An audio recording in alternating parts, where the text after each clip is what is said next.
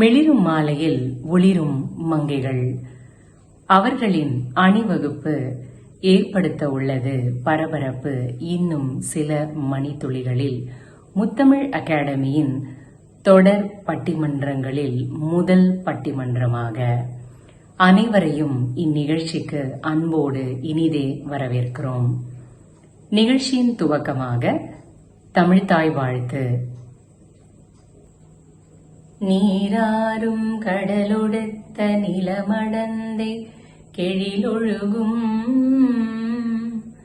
சீராறும் வதனமென திகழ்பரத கண்டமிதில் தெக்கணமும் அதிசிறந்த திராவிடனல் திருநாடும் தக்க சிறு பிறை நுதலும் தரித்தனரும் திலகமுமே அத்திலக வாசனை போல் அனைத்துலகும் இன்பமுற எத்திசையும் புகழ் மணக்க இருந்த பெரும் தமிழனங்கே தமிழனங்கே உன் சீரிழமை திறம் வியந்து செயல் மறந்து வாழ்த்துதுமே வாழ்த்துதுமே வாழ்த்துதுமே. சமீபத்துல நாங்க குடும்பமா திரையரங்குக்கு ஒரு திரைப்படம் பார்க்க போலான்னு கிளம்பினோம்.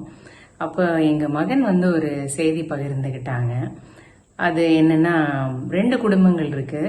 முதல் குடும்பம் இந்த திரைப்படம் சார்ந்த எல்லா செய்திகளையும் திரட்டி ஊடகங்கள் எல்லாம் அது பற்றி என்ன சொல்றாங்க அப்படின்ற விமர்சனத்தெல்லாம் பார்த்து அதுக்கப்புறம் அந்த படம் பார்க்க கிளம்புறாங்க.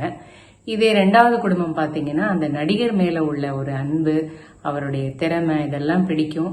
அதனால அதை வச்சு போய் அந்த திரைப்படம் பாக்குறாங்க. 2 பேருக்குமே இது துட்டுக்கேத்த லட்டா அப்படின்னு ஒரு யோசனையோட போறாங்க. அங்க போயிட்டு வந்ததுக்கு அப்புறம் 2 பேருக்குமே படம் ரொம்ப பிடிச்சிருது. ரொம்ப மகிழ்ச்சியா திருப்பி வராங்க. இப்ப இதுவே பிடிக்காம போயிட்டா என்ன பண்றது? இப்ப இத பத்தி தான் நம்மளுடைய முத்தமிழ் அகாடமியில் உள்ள பேச்சாளர்கள் பேச வராங்க. அதாவது ஒரு திரைப்படம் பார்ப்பதற்கு முன் அதனுடைய மதிப்புரைகளை, அதாவது விமர்சனம், இதெல்லாம் பாக்குறது அவசியமா அவசியம் இல்லையா அப்படின்னு சொல்ல வராங்க. நடுவரா வர இருக்கிறது நம்மளுடைய யசோ சிவா சந்திரசேகரன் அவர்கள். நம்ம யசோ சிவா சந்திரசேகரன் அவர்களை பத்தி சொல்லணும்னா, அவங்க அடிப்படையில ஒரு வேதியியல் முதுகலை பட்டதாரி. ஆரம்ப காலங்கள்ல ஆசிரியராகவும் பிறகு அலுவலக பணிகளிலும் இருந்திருக்கிறாங்க. அவங்களுடைய முக்கியமான ஒரு சிறப்பு அப்படின்னு சொல்லணும்னா, நாவில் கரையும் ருசி, பசி போக்கும் வல்லவர். ஆமா, அவங்க ஒரு வலையொலி தளம் யசோ சூப்பர் கிச்சன் ரொம்ப அழகா வச்சு நடத்திட்டு வராங்க. அதுல பாத்தீங்கன்னா நமக்கு விதமான படைப்புகள் எல்லாம் அடுக்கி அடுக்கி அடுக்கி கொடுத்துருக்காங்க. அதை நீங்களும் நேரம் இருக்கும் போது அவசியம் பாருங்க.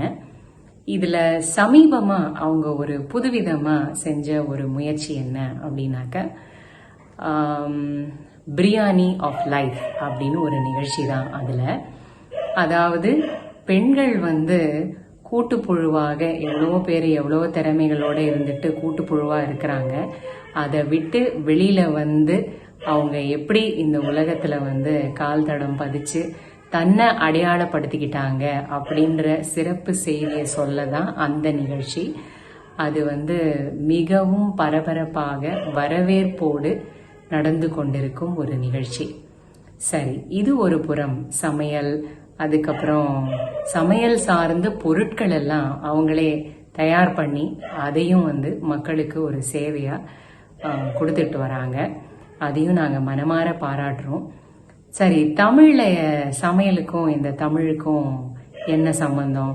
அவங்க எல்லா நிகழ்ச்சியிலையும் ஒரு திருக்குறள் உண்டு, இல்ல பாரதியாரோ பாரதிதாசனை பற்றிய ஒரு செய்தியோ இல்ல பாடலோ உண்டு. அது ஒரு முக்கியமான ஆரம்பம் அவங்க நிகழ்ச்சிக்கு. திருக்குறள்ல பாத்தீங்கன்னா நமக்கு தேவையான எல்லாமே இருக்கு. வாழ்க்கையில என்ன பிரச்சனைனாலும் திருக்குறளை திறந்தா நமக்கு விடை கிடைச்சிரும் அப்படிங்கறத வந்து எஸ்.ஓ. சிவா சந்திரசேகரன் அவர்கள் ஆழமாக நம்புறாங்க. அதையே நமக்கும் சொல்றாங்க. அடுத்தது இன்னொன்று பார்த்தீங்கன்னா, தமிழில் வந்து அவங்க சிறு வயதிலேயே கவிதை, கட்டுரை இதெல்லாம் எழுதுறது, நிறைய புத்தகங்கள் வாசிக்கிறது, இதெல்லாம் சிறு வயதிலிருந்தே செஞ்சுட்டு வந்துட்டு இருக்காங்க. அதில் முக்கியமான ஒன்று வந்து அவங்க மாநில அளவில் 3ஆம் பரிசு வந்து யார் கையால் வாங்கினாங்கன்னா, முன்னாள் முதல்வர் மறைந்த மு. கருணாநிதி அவர்கள் கையால் வாங்கியிருக்காங்க. அது வந்து ஒரு மிகவும் சிறப்பு. அது அவங்களுக்கு நெகிழ்ச்சியான, மகிழ்ச்சியான, மறக்க முடியாத ஒரு தருணம். எங்களுக்கும் அதை கேட்டதில் ரொம்ப மகிழ்ச்சி. இப்படிப்பட்ட அந்த சிறப்புகள் வாய்ந்த நமது சகோதரி எஸ்.ஓ. சிவா சந்திரசேகரன் அவர்கள் இந்த நிகழ்ச்சியில் நடுவராக இருக்கிறதுல எங்களுக்கு பெரும் மகிழ்ச்சி. நம்ம முத்தமிழில் நடந்த சமீபத்திய முத்தமிழ் விழா பட்டிமன்றத்திலையும் அவங்க கலந்துக்கிட்டு அவங்க திறமைய அடிச்சு உடைச்சு செம்மையா கலக்கியிருப்பாங்க. அவங்க இந்த நிகழ்ச்சியில நடுவரா வர்றது இன்னும் ஒரு சிறப்பு. வாங்க, மகிழ்ச்சி. இப்போ உங்களுடைய குரலை நாங்க கேட்கிறோம். மகிழ்ச்சி, நன்றி. தாய்க்கும் தாய் தமிழுக்கும் எனது முதல் வணக்கம். அணியில் இருக்கும் அனைவருக்கும், காண்பவர்கள் அனைவருக்கும் எனது பணிவான மறுவணக்கம். ரொம்ப நன்றிங்க விஜி, ரொம்ப அருமையான அறிமுக உரை கொடுத்தீங்க எனக்கு. ஓர்ந்து கண் ஓடாது இறை புரிந்து யார் மாட்டும் தேர்ந்து செய் பகுதே உரை. அதாவது குற்றம் இன்னதென்று ஆராய்ந்து எந்த பக்கமும் சாயாமல் நடுநிலைமை தவறாமல் வழங்கப்படுவதே நீதியாகும் என்பது வள்ளுவர் வாக்கு. அந்த மாதிரி நடுநிலைமையா இருந்து இந்த பட்டிமன்றத்திற்கு ஒரு தீர்வு நான் கொடுப்பேன் அப்படின்னு என்னை நம்பி இந்த நடுவர் பொறுப்பை எனக்கு கொடுத்த முத்தமிழ் அகாடமிக்கு என்னுடைய நன்றியையும் வணக்கங்களையும் முதல்ல நான் தெரிவிச்சுக்கிறேன். அடுத்து இந்த பட்டிமன்றத்தினுடைய தலைப்பு பாத்தீங்கன்னா, ஒரு திரைப்படம் பார்ப்பதற்கு முன் மூவி ரிவ்யூ பார்ப்பது அவசியமா, அவசியம் இல்லையா அப்படிங்கிறதுதான். இப்ப பாத்தீங்கன்னா எப்படி இந்த தலைப்பை நாங்க தேர்ந்தெடுத்தோம் அப்படின்னு பாத்தீங்கன்னா, எப்பவுமே இந்த நண்பர்கள் கூட்டம் கூடுதுன்னு வச்சுக்கோங்களேன், அப்போ வந்து ஏதாவது ஒரு டாபிக், அன்னைக்கு ஏதாவது ஒரு டாபிக் எடுத்துட்டு அதை பத்தி ஒரு விவாதம் நடக்கும். பெரும்பாலும் அது அரசியலாகவும் சினிமாவாகவும் தான் இருக்கும். எப்பயாவது விளையாட்டு பக்கம் போயிட்டு வருவோம். அந்த மாதிரி சமீபமா எங்களுடைய நண்பர்கள் கூட்டக்கூடிய பொழுது சினிமா வந்து ஒரு டாபிக் ஆனது அன்னைக்கு விவாதத்திற்கு. அப்போ வந்து எல்லாரும் படம் பாக்குறதுக்கு முன்னாடி மூவி ரிவ்யூ வேணுமா வேண்டாமா அப்படின்னு பயங்கர காரசாரமான விவாதம் அன்னைக்கு போச்சு. அதை பாக்குறதுக்கும் கேட்கறதுக்கும் அவ்வளோ இன்ட்ரெஸ்டிங்கா இருந்தது. சரி, இதை ஏன் நம்ம ஒரு பட்டிமன்றமா நடத்தக்கூடாது அப்படின்னு சொல்லிட்டு தோணுது. அப்புறம் ரமேஷ் அவர்களும் சொன்னாங்க, நம்ம இதை ஒரு தலைப்பா வச்சு நம்ம ஒரு பட்டிமன்றம் பண்ணலாங்க, ரொம்ப இன்ட்ரெஸ்டிங்கா இருக்கும்னு நினைக்கிறேன். நிறைய நிறைய நல்ல நல்ல பாயிண்ட்ஸ் சொல்றாங்க.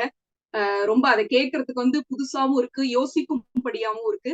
இதையே நம்ம ஒரு பட்டிமன்றமா பண்ணக்கூடாது அப்படின்னு சொல்லிட்டு தோணுது.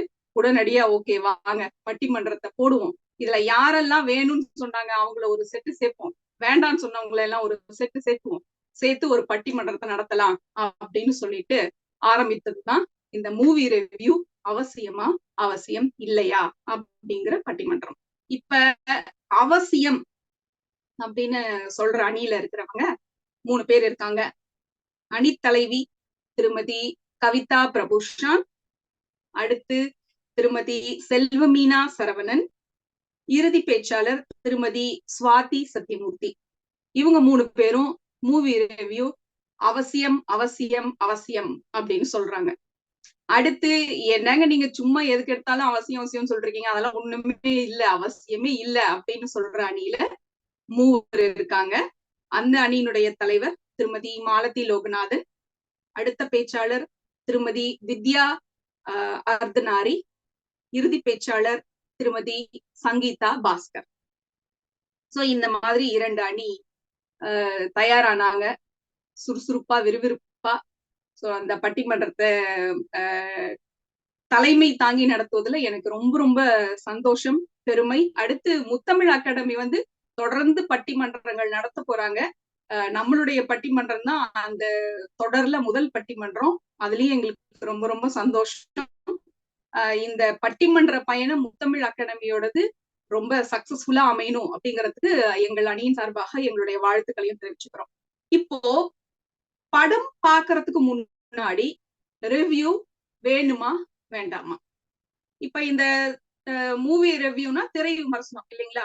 அதை பத்தி ஒரு சின்ன ஒரு சுருக்கமா ஒரு முன்னோட்டம் மாதிரி ஒரு இது பார்த்துருக்கோம். இப்ப அந்த காலங்கள்ல எல்லாம் வந்து பாத்தீங்கன்னா திரை விமர்சனம் எல்லாம் கிடையாது. எல்லாரும் அவங்களுக்கு எந்த நடிகரை பிடிக்குமோ அல்லது ஒரு காலங்கள்ல வந்து தனக்கு பிடிச்ச இயக்குனர்கள் இயக்கிய திரைப்படங்களை பார்க்க ஆரம்பிச்சாங்க. அந்த மாதிரி தனக்கு எந்த படம் பார்க்கணும்னு தோணுதோ, எந்த படம் பார்க்க பிடிக்குதோ அதை போய் பார்த்துட்டு இருந்தாங்க. அதுக்கப்புறம் வந்து பத்திரிகைகள்ல விமர்சனங்கள் எழுத ஆரம்பிச்சாங்க, மார்க் போட ஆரம்பிச்சாங்க. அப்புறம் இந்த சேட்டலைட் சேனல்ஸ் எல்லாம் வந்ததுக்கு அப்புறம் எல்லாரும் நல்ல ஒரு ஏசி ரூம்ல சேர்ல வசதியா கால் மேல கால் போட்டுட்டு ஒவ்வொரு திரைப்படமா எடுத்து விமர்சனம் பண்ண ஆரம்பிச்சாங்க. அப்புறம் இப்போ பாத்தீங்கன்னா யூடியூப் சேனல்ஸ்ல எல்லாரும் வந்து மூவி ரிவ்யூ பண்றாங்க. சோ இப்படி எங்க திரும்பினாலும் தடுக்கி விழுந்த பக்கம் எல்லாம் மூவி ரிவ்யூவாவே இருக்கு. இது வந்து எப்படி இருக்கு, அது வேணுமா வேண்டாமா அப்படின்னு ஒரு ஆரோக்கியமான முறையில நம்ம ஒரு விவாதம் செய்யலாம் அப்படிங்கிறதுக்காக தான் இந்த பட்டிமன்றத்தை நம்ம ஆரம்பிச்சது. சோ நான் ரொம்ப அதிக நேரம் இதை எடுத்துக்க விரும்பல. நம்ம வந்து முதல் பேச்சாளரை நம்ம அழைச்சிடலாம். அடுத்து நம்ம பேச்சாளர் அழைக்கிறதுக்கு முன்னாடி இந்த பட்டிமன்ற விதிகளை நான் சொல்லிடுறேன். ஒவ்வொருவருக்கும் 7 நிமிடங்கள் கொடுக்கப்படும். அதுல 6 நிமிடங்கள் நீங்க கடந்ததுக்கு அப்புறமா நான் உங்களுக்கு ஒரு மணியோசை கொடுப்பேன். சோ நீங்க வந்து கொஞ்சம் தயாராகிக்கணும். ஓகே, நமக்கு 6 நிமிஷம் முடிஞ்சிருச்சு, இன்னும் 1 நிமிஷம் தான் இருக்குன்னு எந்த குறிப்புகள்லாம் நீங்க சொல்லணும், முக்கியமா சொல்லணும் அப்படின்னு நினைவுல வச்சிருந்தீங்களோ அதை கடகடன்னு சொல்ல ஆரம்பிச்சிருங்க. இப்ப உங்களுக்கு 7 நிமிடங்களும் முடிஞ்சிருச்சு அப்படின்னா நான் 2வது மணி அடிப்பேன். அப்ப 2வது மணி அடிக்கும் பொழுது நீங்க ஒரு கருத்தை சொல்லிக்கிட்டு இருக்கீங்க பாதியில அப்படிங்கும் பொழுது நான் மணி அடிச்சோன்னா அதை அப்ரப்டா நீங்க முடிக்க வேண்டாம். அந்த விஷயத்த வந்து முழுசா சொல்லி முடிச்சுட்டு அதுக்கப்புறம் அதோட முடிச்சுக்கோங்க. இதுதான் பட்டிமன்றத்தினுடைய விதிகள். ஃபர்ஸ்ட் வந்து 3 ஒவ்வொரு அணியில இருந்தும் ஒவ்வொருவரும் மாறி மாறி வந்து பேசுவீங்க. நீங்க அறுவரும் பேசி முடிச்சதுக்கு அப்புறமா அணி தலைவர்கள் வந்து கடைசியில 2 நிமிடங்கள் அதாவது அவங்க அணியில பேசினது, நீங்க மற்ற அணியில பேசின இதை வந்து தொகுத்து ஒரு 2 நிமிடங்கள் இறுதியா பேசுவாங்க. இதுதான் பட்டிமன்ற விதிகள். இப்போ நம்ம வந்து பட்டிமன்றத்தை துவங்கலாம். பட்டிமன்றத்தை முதல்ல பேசி ஆரம்பிக்க வர்றவங்க நம்மளுடைய திருமதி கவிதா பிரபுசாந்த் அவர்கள். இவங்க வந்து திரைப்படம் பார்ப்பதற்கு முன் அதனுடைய ரிவ்யூ பார்ப்பது அவசியம் அப்படின்னு பேச வராங்க. இவங்களை பத்தி சொல்லணும்னா லண்டன்ல கிட்டத்தட்ட 13 வருடங்களாக வசிக்கிறாங்க. இவங்க வந்து ஒரு ஐடில வேலை பண்றாங்க, 2 குழந்தைங்க. சின்ன வயசுல இருந்தே தமிழ் ஆர்வம் இவங்களுக்கு அதிகம். 10ஆம் வகுப்பு தமிழ்ல ஸ்கூல் ஃபர்ஸ்ட் வந்திருக்காங்களாம். கவிதை எழுதுவதில் ஆர்வம் அதிகம். 4-5 வருடங்களாக கவியரங்கங்களில் பங்கு கொள்கிறார்.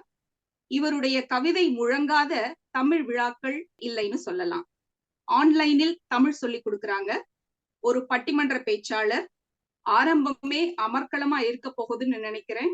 திரைப்படம் பார்ப்பதற்கு முன் அதன் ரிவ்யூ பார்ப்பது அவசியம்னு பேச திருமதி கவிதா அவர்களை அழைக்கின்றேன். வாங்க கவிதா. நன்றி நடுவர் அவர்களே, ஒரு அழகான அறிமுகம் என்னை பத்தி கொடுத்ததுக்காக ரொம்ப நன்றி. பார்வையாளர்கள் அனைவருக்கும், அணியில் இருக்கும் அனைவருக்கும் என் முதற்கண் வணக்கம். என் தாய் தந்த தமிழுக்கு என் தலை வணக்கம்.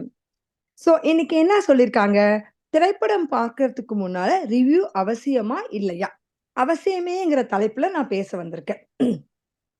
எப்பொருள் யாரார்வாய் கேட்பினும் அப்பொருள் மெய்ப்பொருள் காண்பதறிவு என்று திருவள்ளுவர் சொன்னாரு. அது மாதிரி நம்ம எந்த வேலையை செஞ்சாலும் பிளான் பண்ணி செய்யணும். நம்ம வடிவேல் சாரு, காமெடி நடிகர் வடிவேல் சாரும் சொல்லியிருக்காரு. நாம என்ன பண்ணினாலும் அதுல நாம தெளிவா ஒரு முடிவெடுத்து இந்த திரைப்படத்தை தான் பார்க்க போறோம், இந்த திரைப்படம் இத பத்தி பேச போகுது, இது என்னோட குடும்பத்துக்கு, என் குழந்தைகளுக்கும் என் கணவருக்கும் நல்லபடியா இருக்குமா, சந்தோஷத்தை கொடுக்குமா. ஏன்னா திரைப்படம் போறதுங்கிறது ஒரு சாதாரண விஷயம் இல்லை. ஏன்னா மண்டே டு ஃப்ரைடே நம்ம வந்து ஒரு அழுத்தமான வேலை பளுவிலையோ ஸ்கூலுக்கோ போயிட்டு இருப்போம். ஸோ சனிக்கிழமை, ஞாயிற்றுக்கிழமை இல்ல மாசத்துக்கு ஒரு தடவை திரைப்படம் போறவங்கவங்க, அதுல வந்து நெறைய ஃபேக்டர்ஸ் இருக்கு. பணம், நம்மளோட எஃபர்ட் இருக்கு, பிளானிங் இருக்கு. அது மட்டும் இல்லாம நம்மளோட மென்டல் ஹெல்த்துமே அதுல அஃபெக்ட் ஆகுது. There are different varieties of film now. உங்களுக்கே தெரியும். கொலை மூவியா இருக்கு, பேய் மூவியா இருக்கு. அடல்ட்டுக்கு மட்டும் தான் அந்த மூவி. உடனே எதிரணி சொல்லுவாங்க, அடல்ட்டுக்கு மூவினா அதுதான் 12A, 15 அடல்ட் சர்டிபிகேட் போட்டிருக்குமேன்னு. அந்த சர்டிபிகேட்ட பத்தியும் சொல்லல நானு. இதுக்கு ஒரு உதாரணம் சொல்லணும்னா, இப்ப செக்ஸ் எஜுகேஷன் எடுத்துக்கோங்க. நான் என் குழந்தைக்கு நான் எப்ப செக்ஸ் எஜுகேஷன் சொல்லிக் குடுக்குறதுக்கு நான் என் குழந்தைக்கு என் குடும்பத்துக்குன்னு ஒரு கல்ச்சர், வேல்யூ இல்ல எல்லாத்துக்கும் ஒவ்வொரு பர்சனல் இருக்கு. ஒரு குழந்தைக்கு எப்ப நான் வந்து என் பொண்ணுக்கோ, பையனுக்கோ செக்ஸ் எஜுகேஷன் சொல்லிக் குடுக்கணும்னு நான் ஆஸ் அ பேரண்டா நான் முடிவு பண்ணியிருப்பேன். அது வந்து அந்த படம் செக்ஸ் எஜுகேஷன பத்தி பேசுதுன்னா, நான் அந்த படத்துக்கு அவங்கள கூட்டிட்டு போகணுமா, வேணாமான்னு நான் தான் முடிவு பண்ணணும். பக்கத்துல இருக்கவங்க சொல்றாங்க, அந்த அந்த மூவிக்கு வந்து அடல்ட் சர்டிபிகேட் குடுக்கல. 12A சர்டிபிகேட் தான் குடுத்திருக்காங்க. அப்படி இப்படின்னு சொல்லிட்டு குழந்தைய கூட்டிட்டு போய் நான் எந்த படத்தையும் திரைப்படம் காட்ட முடியாது. இது ஒரு சாதாரண உதாரணம் மட்டுமே. இல்லைங்களா? கவுண்டமணி சார் சொல்ற மாரி, படம் பார்க்கிறவங்களோட படம் நடிக்கிறவங்க அதிகமாயிட்டாங்க இந்த காலத்துல. ஒரு லாங்குவேஜ்ல தமிழ் மொழின்னு எடுத்தாலும், இல்ல மலையாளம், ஹிந்தி, இங்கிலீஷ் மூவி, இல்ல தெலுங்கு எந்த மூவி எடுத்தாலும் வாரத்துக்கு ஒரு 10 படம் வருதுங்க ஒரு மொழியில. அது நெறைய மூவிஸ் இருக்கு. எல்லா மூவியும் பார்க்கறதுக்கு எங்களுக்கு வசதி இருந்தாலும், டைம் இல்ல. இல்ல முயற்சி, பிளானிங் எல்லாமே இருக்கு. கண்ட மூவிய போய் பார்த்து, அந்த மூவில வந்து எல்லாத்தையும் தலையில போட்டுக்கிறது, நம்ம மனசு ஒண்ணும் குப்பை தொட்டி இல்லல்லங்க. எது என் மனதுக்கு பிசிக்கல் ஹெல்த்தோட நம்மளோட மனசு ரொம்ப முக்கியமானது. எல்லாத்துக்கும் தெரிஞ்ச விஷயம் இல்ல நடுவர் அவர்களே. ஸோ எது நான் அத போய் சந்தோஷமா இருக்க போறேன். இந்த வாரம் ஃபுல்லா எனக்கு வேலைப்பளு அதிகம். ஸோ நான் வந்து ஒரு காமெடி ஜானர் மூவிக்கு தான் போக போறேன். ஸோ என் ஹஸ்பண்ட் கிட்ட சொல்லிட்டு குழந்தைங்களுக்கு காமெடி மூவி தான் போக போறோம். அந்த காமெடி மூவிய பார்த்தா தெரிஞ்சிரும். சில பேர் என்ன பண்றாங்க, ரொம்ப அறிவாளிங்களா ரொம்ப வந்து மார்க்கெட்டிங் ஸ்ட்ராட்டஜினால இது காமெடி மூவி, இல்ல இது கொலை மூவி இல்ல, இது வந்து பயங்கரமா இருக்காது. குழந்தைகளுக்காக எடுத்த மூவின்னு மார்க்கெட்டிங் சொல்றாங்க. ஆனா அந்த மூவிக்குள்ள உள்ள போய் பார்த்தா தான் அதுல என்ன சொல்ல வராங்க? அது காமெடி மூவியா? இல்ல நிஜமாவே அது வந்து வேற ஜானர்ல வந்த மூவியான்னு தெரிஞ்சுக்க முடியும். அதுக்கு நான் ப்ராப்பரா ஒரு ரிவ்யூ பார்க்கணும். உடனே எதிரணி வந்து சாமர்த்தியமா சொல்லுவாங்க, "நெறைய ரிவ்யூ சேனல் இருக்கே, நீங்க எப்படி பார்ப்பீங்கன்னு?" நெறைய விஷயங்கள் இருக்குங்க. ஆக்சுவலி இப்ப வீதியில நடந்து போனாலும் நெறைய கெட்ட விஷயங்களும் இருக்கு. நல்ல விஷயங்களும் இருக்கு. எந்த ரிவ்யூ சேனல் எனக்கு நியாயம்ன்னு படுதோ எந்த ரிவ்யூ சேனல் எனக்கு மெய்யறிவு. "எப்பொருள் யாரார்வாய் காண்பினும் அப்பொருள் மெய்ப்பொருள் காண்பதறிவு" அப்படின்னு சொல்லியிருக்காங்கல்ல வள்ளுவர். அது மாதிரி நம்ம எப்படினாலும் போய் அது எந்த சேனல்ல பார்த்தாலும் எனக்கு அது சரிப்பட்டு வருதா? அவங்க ஓரளவுக்கு உண்மைதான் சொல்றாங்களான்னு பார்த்துக்கணும். அதே மாரி என்னோட எஃபர்ட்டும், என்னோட பணத்தையும், என்னோட டைமும் நான் செலவழிக்க முடியாது. இப்படி உடனே நடுவர் அவர்களே சொல்லுவாங்க எதிரணிங்க, "போய் பார்த்து தான் பாருங்களேன். எதுக்கு அனாவசியமா நீங்க வந்து எதிரி லைக் வந்து போய் ரிவ்யூ பார்த்து டைம வேஸ்ட் பண்றீங்கன்னு." என்ன கேட்டா, படம் பார்க்கிறதே டைம் வேஸ்ட் ஆயிறக்கூடாதுல்ல. 30 நிமிஷம் ரிவ்யூக்கு பயந்துகிட்டு 3 மணி நேரம் நான் வேஸ்ட் பண்ணியிருக்க கூடாது இல்லைங்களா? அதுக்கு கண்டிப்பா ரிவ்யூ அவசியம். இன்னொரு ஒரு மெயினான பாயிண்ட்ட நான் வைக்கிறது, என்னோட டைம் அண்ட் எஃபர்ட்ட என்னால வேஸ்ட் பண்ண முடியும். என்னோடது இல்ல, என்னோட குடும்பத்தோடதும். ஓடிடில பார்க்கும்போதே வந்து நெறைய ரிவ்யூ கேட்கிறோம். பட் ஒரு திரையரங்குல போய் பார்க்கும்போது, கண்டிப்பா வந்து ரிவ்யூ அவசியமே. ஒரு சின்ன உதாரணம் என்னோட பையன் வந்து நான் ஒரு மூவி கூட்டிட்டு போயிருந்தேன் ஒரு 3 மாசத்துக்கு முன்னால. அதுக்கப்புறம் நான் கரெக்ட்டா ரிவ்யூ பார்க்கல. பார்க்காம கூட்டிட்டு போயிட்டு, என் பையன் நைட்டெல்லாம் வந்து, "அம்மா எனக்கு பயமா இருக்கு." தூங்கும்போது மட்டும் வந்து வந்து கட்டிப்பிடிச்சுக்குவான். "அம்மா எனக்கு பயமா இருக்கு. அந்த அங்கிள் வந்து அந்த மூவில வந்து இப்படி எடுத்து குத்துனாங்க. இதெல்லாம் பயமா இருக்குன்னு." அவனுக்கு அந்த பயம் போறதுக்கு வந்து கரெக்ட்டா அடுத்த 1 மாசமோ, 2 மாசமோ ஆச்சு. எதுக்குங்க தேவையில்லாம நான் வந்து மூவி ரிவ்யூ பார்க்காம போய் நான் நான் எதுக்கு கஷ்டப்படணும்? நம்மளுக்கு ஆப்பர்ச்சுனிட்டி இருக்குல்ல. நடுவர் அவர்கள் சொன்ன மாதிரி அந்த காலத்துல மூவி ரிவ்யூ இல்ல, ஒண்ணும் இல்ல. எப்படி இருந்தது? சிவாஜி படம் பார்க்கலாம். பக்கத்து வீட்டுக்காரன் சொல்லுவாங்க, எம்ஜிஆர் படம் நல்லா வந்திருக்கு. போய் பார்க்கலாம் அப்படின்னு சொல்லுவாங்க. இப்பதான் எனக்கு தகவல்கள் எனக்கு முன்னால் நெறைய இருக்கே. நல்ல தகவலா, கெட்ட தகவலா முடிவு பண்ண வேண்டிய அறிவும் எனக்கு இருக்கு. சோ, அதனால நான் ரிவ்யூ கண்டிப்பா பார்ப்பேன். எனக்கு நெறைய ரிவ்யூ பார்க்கறனோ இல்லையோ, நல்ல ரிவ்யூ பார்த்து, அத கொண்டு போய் திரைப்படத்த பார்த்து என்னோட என்னோட குடும்பத்துக்கு ஒரு சந்தோஷமான ஈவென்ட்டா அன்னைக்கு நாள் இருக்கணும். ஃபார் எக்ஸாம்பிள் நீங்க வந்து மூவிக்கு போயிட்டீங்க. ஆனா, அத ரிவ்யூ பார்க்க போயிட்டீங்கன்னே வச்சுக்கலாம். எதிரணியில இருக்கவங்கலாம் ரிவ்யூ பார்க்காம போயிட்டாங்க. என்ன ஆகும்? அந்த மூவி ரொம்ப படுகேவல மூவினா, அன்னைக்கு ஃபுல்லா திட்டு வாங்கணும். யார்ட்ட? ஹஸ்பண்ட்ட. குழந்தைங்களும் அப்செட் ஆகனா, அது வந்து ஒரு குழந்தைங்களோட மனசு விஷயத்துல நாம சான்ஸ் எடுக்க முடியாது இல்லைங்களா? கரெக்ட்டா? அதனால எந்த விஷயத்துல செஞ்சாலும் பிளான் பண்ணி செய்யணும். அதையும் ஆராய்ந்து செய்யணும். அதனால மூவி ரிவ்யூ கண்டிப்பா என்னோட குழந்தைங்களோட குடும்பத்தோட சந்தோஷத்துல என்னால சான்ஸ் எடுக்க முடியாது. அதே மாரி நான் முயற்சியும், எஃபர்ட்டும், டைமும் போடும்போது அது வீணா போகுற மாரி நான் செய்வதை திருந்தச் செய். கண்டிப்பா ரிவ்யூ பார்த்து அத எது கரெக்ட்டா ரிவ்யூ சொல்றாங்களோ, அது மாரி என் குடும்பத்த திரைப்படத்துக்கு கூட்டிட்டு போய் குடும்பம் மட்டும் இல்ல, ஃபிரெண்ட்ஸ் கூட போனா கூட திரைப்படத்துக்கு கூட்டிட்டு போய் எல்லாரும் ரிவ்யூ பார்க்கணும். திரைப்படம் பார்ப்பதற்கு முன்பு ரிவ்யூ பார்ப்பது அவசியமே என்று கூறி என் விவாதத்தை முடித்துக் கொள்கிறேன். நன்றி, வணக்கம். சிறப்பு கவிதா, வாழ்த்துக்கள். ரொம்ப நல்லா அருமையா பேசுனீங்க. கொடுத்த டைமுக்குள்ள கரெக்டா உங்களுடைய உரைய முடிச்சிட்டீங்க. சிறப்பு. அதாவது கவிதா பேசும்பொழுது சொன்னாங்க, என் குடும்பத்தோட மென்டல் ஹெல்த் எனக்கு ரொம்ப முக்கியம்னு சொன்னாங்க. அவங்க சொன்ன ஃபியூ பாயிண்ட்ஸ் எனக்கு ரொம்ப பிடிச்சிருந்தது. மென்டல் ஹெல்த் ரொம்ப முக்கியம். அடுத்து வந்து இப்ப படங்கள்னு பாத்தீங்கன்னா நிறைய படங்கள் வருது. சோ எல்லா படங்களுக்கும் நான் என் குடும்பத்தோட போய் பார்க்க முடியாது இல்லையா? இத்தனை ஒரு 30 திரைப்படங்கள் இருக்கு அப்படின்னா அதுல எதை நான் போய் பாக்குறதுங்கிறத தெரிஞ்சுக்கிறதுக்கு எனக்கு மூவி ரிவ்யூ அவசியமா இருக்கு. அடுத்து என் குழந்தைக்கு ஒரு விஷயத்த நான் சொல்லி கொடுக்கணும் அல்லது காமிக்கணும் அப்படின்னா அது எப்ப அதுக்கு தெரியணுங்கிறத நான் தான் முடிவு பண்ணணும். அதை தெரிஞ்சுக்கிறதுக்கு எனக்கு மூவி ரிவ்யூ ரொம்ப ஹெல்ப் பண்ணுது அப்படின்னு சொன்னாங்க. அண்ட் என் குடும்பத்தோட இந்த பணத்தை எல்லாம் விட என் குடும்பத்துடைய டைம் அண்ட் எஃபர்ட் எனக்கு ரொம்ப ரொம்ப முக்கியம். வாங்க படத்துக்கு போலாம்னு சொல்லிட்டு கும்பலா கூட்டிட்டு போய் ஏதாவது ஒரு படத்தை பார்த்துட்டு வீட்டுல வந்து நம்ம யாருக்கிட்டையும் பேச்சு வாங்க முடியாது. அதனால மூவி ரிவ்யூ அவசியம் அப்படின்னு சொல்லியிருக்காங்க. ரொம்ப சிறப்பு கவிதா, ரொம்ப அழகா பேசுனீங்க. அடுத்து நம்ம மாலதி லோகநாதன் வராங்க. அவங்க மூவி ரிவ்யூ அவசியம் இல்லை அப்படின்னு பேசுறதுக்காக வர்றாங்க. இவங்களை பத்தி சொல்லணும்னா, இவர் ஒரு தமிழ் ஆர்வலர். இவருக்கு தமிழ் ஆர்வம் வருவதற்கு காரணம் அவருடைய தமிழ் ஆசிரியைன்னு சொல்றாங்க. இவருடைய தமிழ் ஆசிரியை யாரு தெரியுங்களா? பிரபல ஆன்மீக சொற்பொழிவாளர் ருக்மணி அம்மாள் அவர்கள். மாலதி ஒரு பன்முக திறமை கொண்டவர், சிறந்த சமையல் கலை வல்லுனர். முத்தமிழ் அகாடமியின் பாரம்பரிய சமையல் போட்டியில இவங்க கலந்துகிட்டு பாரதி ராஜாவோட ஹீரோயின் மாதிரி தலையில கூடையோடு அவங்க ஃபுட்டை பிரசன்ட் பண்ண விதம் அனைவருடைய மனதையும் கொள்ளை கொள்ளும் விதமாக இருந்தது. முத்தமிழ் அகாடமி நடத்திய சேலை கட்டு போட்டியின் வெற்றியாளர்களில் இவரும் ஒருவர். பட்டிமன்ற பேச்சாளர். புலவர் ராமலிங்கம் ஐயா அவர்களின் தலைமையில் நடந்த பட்டிமன்றத்தில் பேசி அவருடைய பாராட்டுக்களை பெற்றவர்.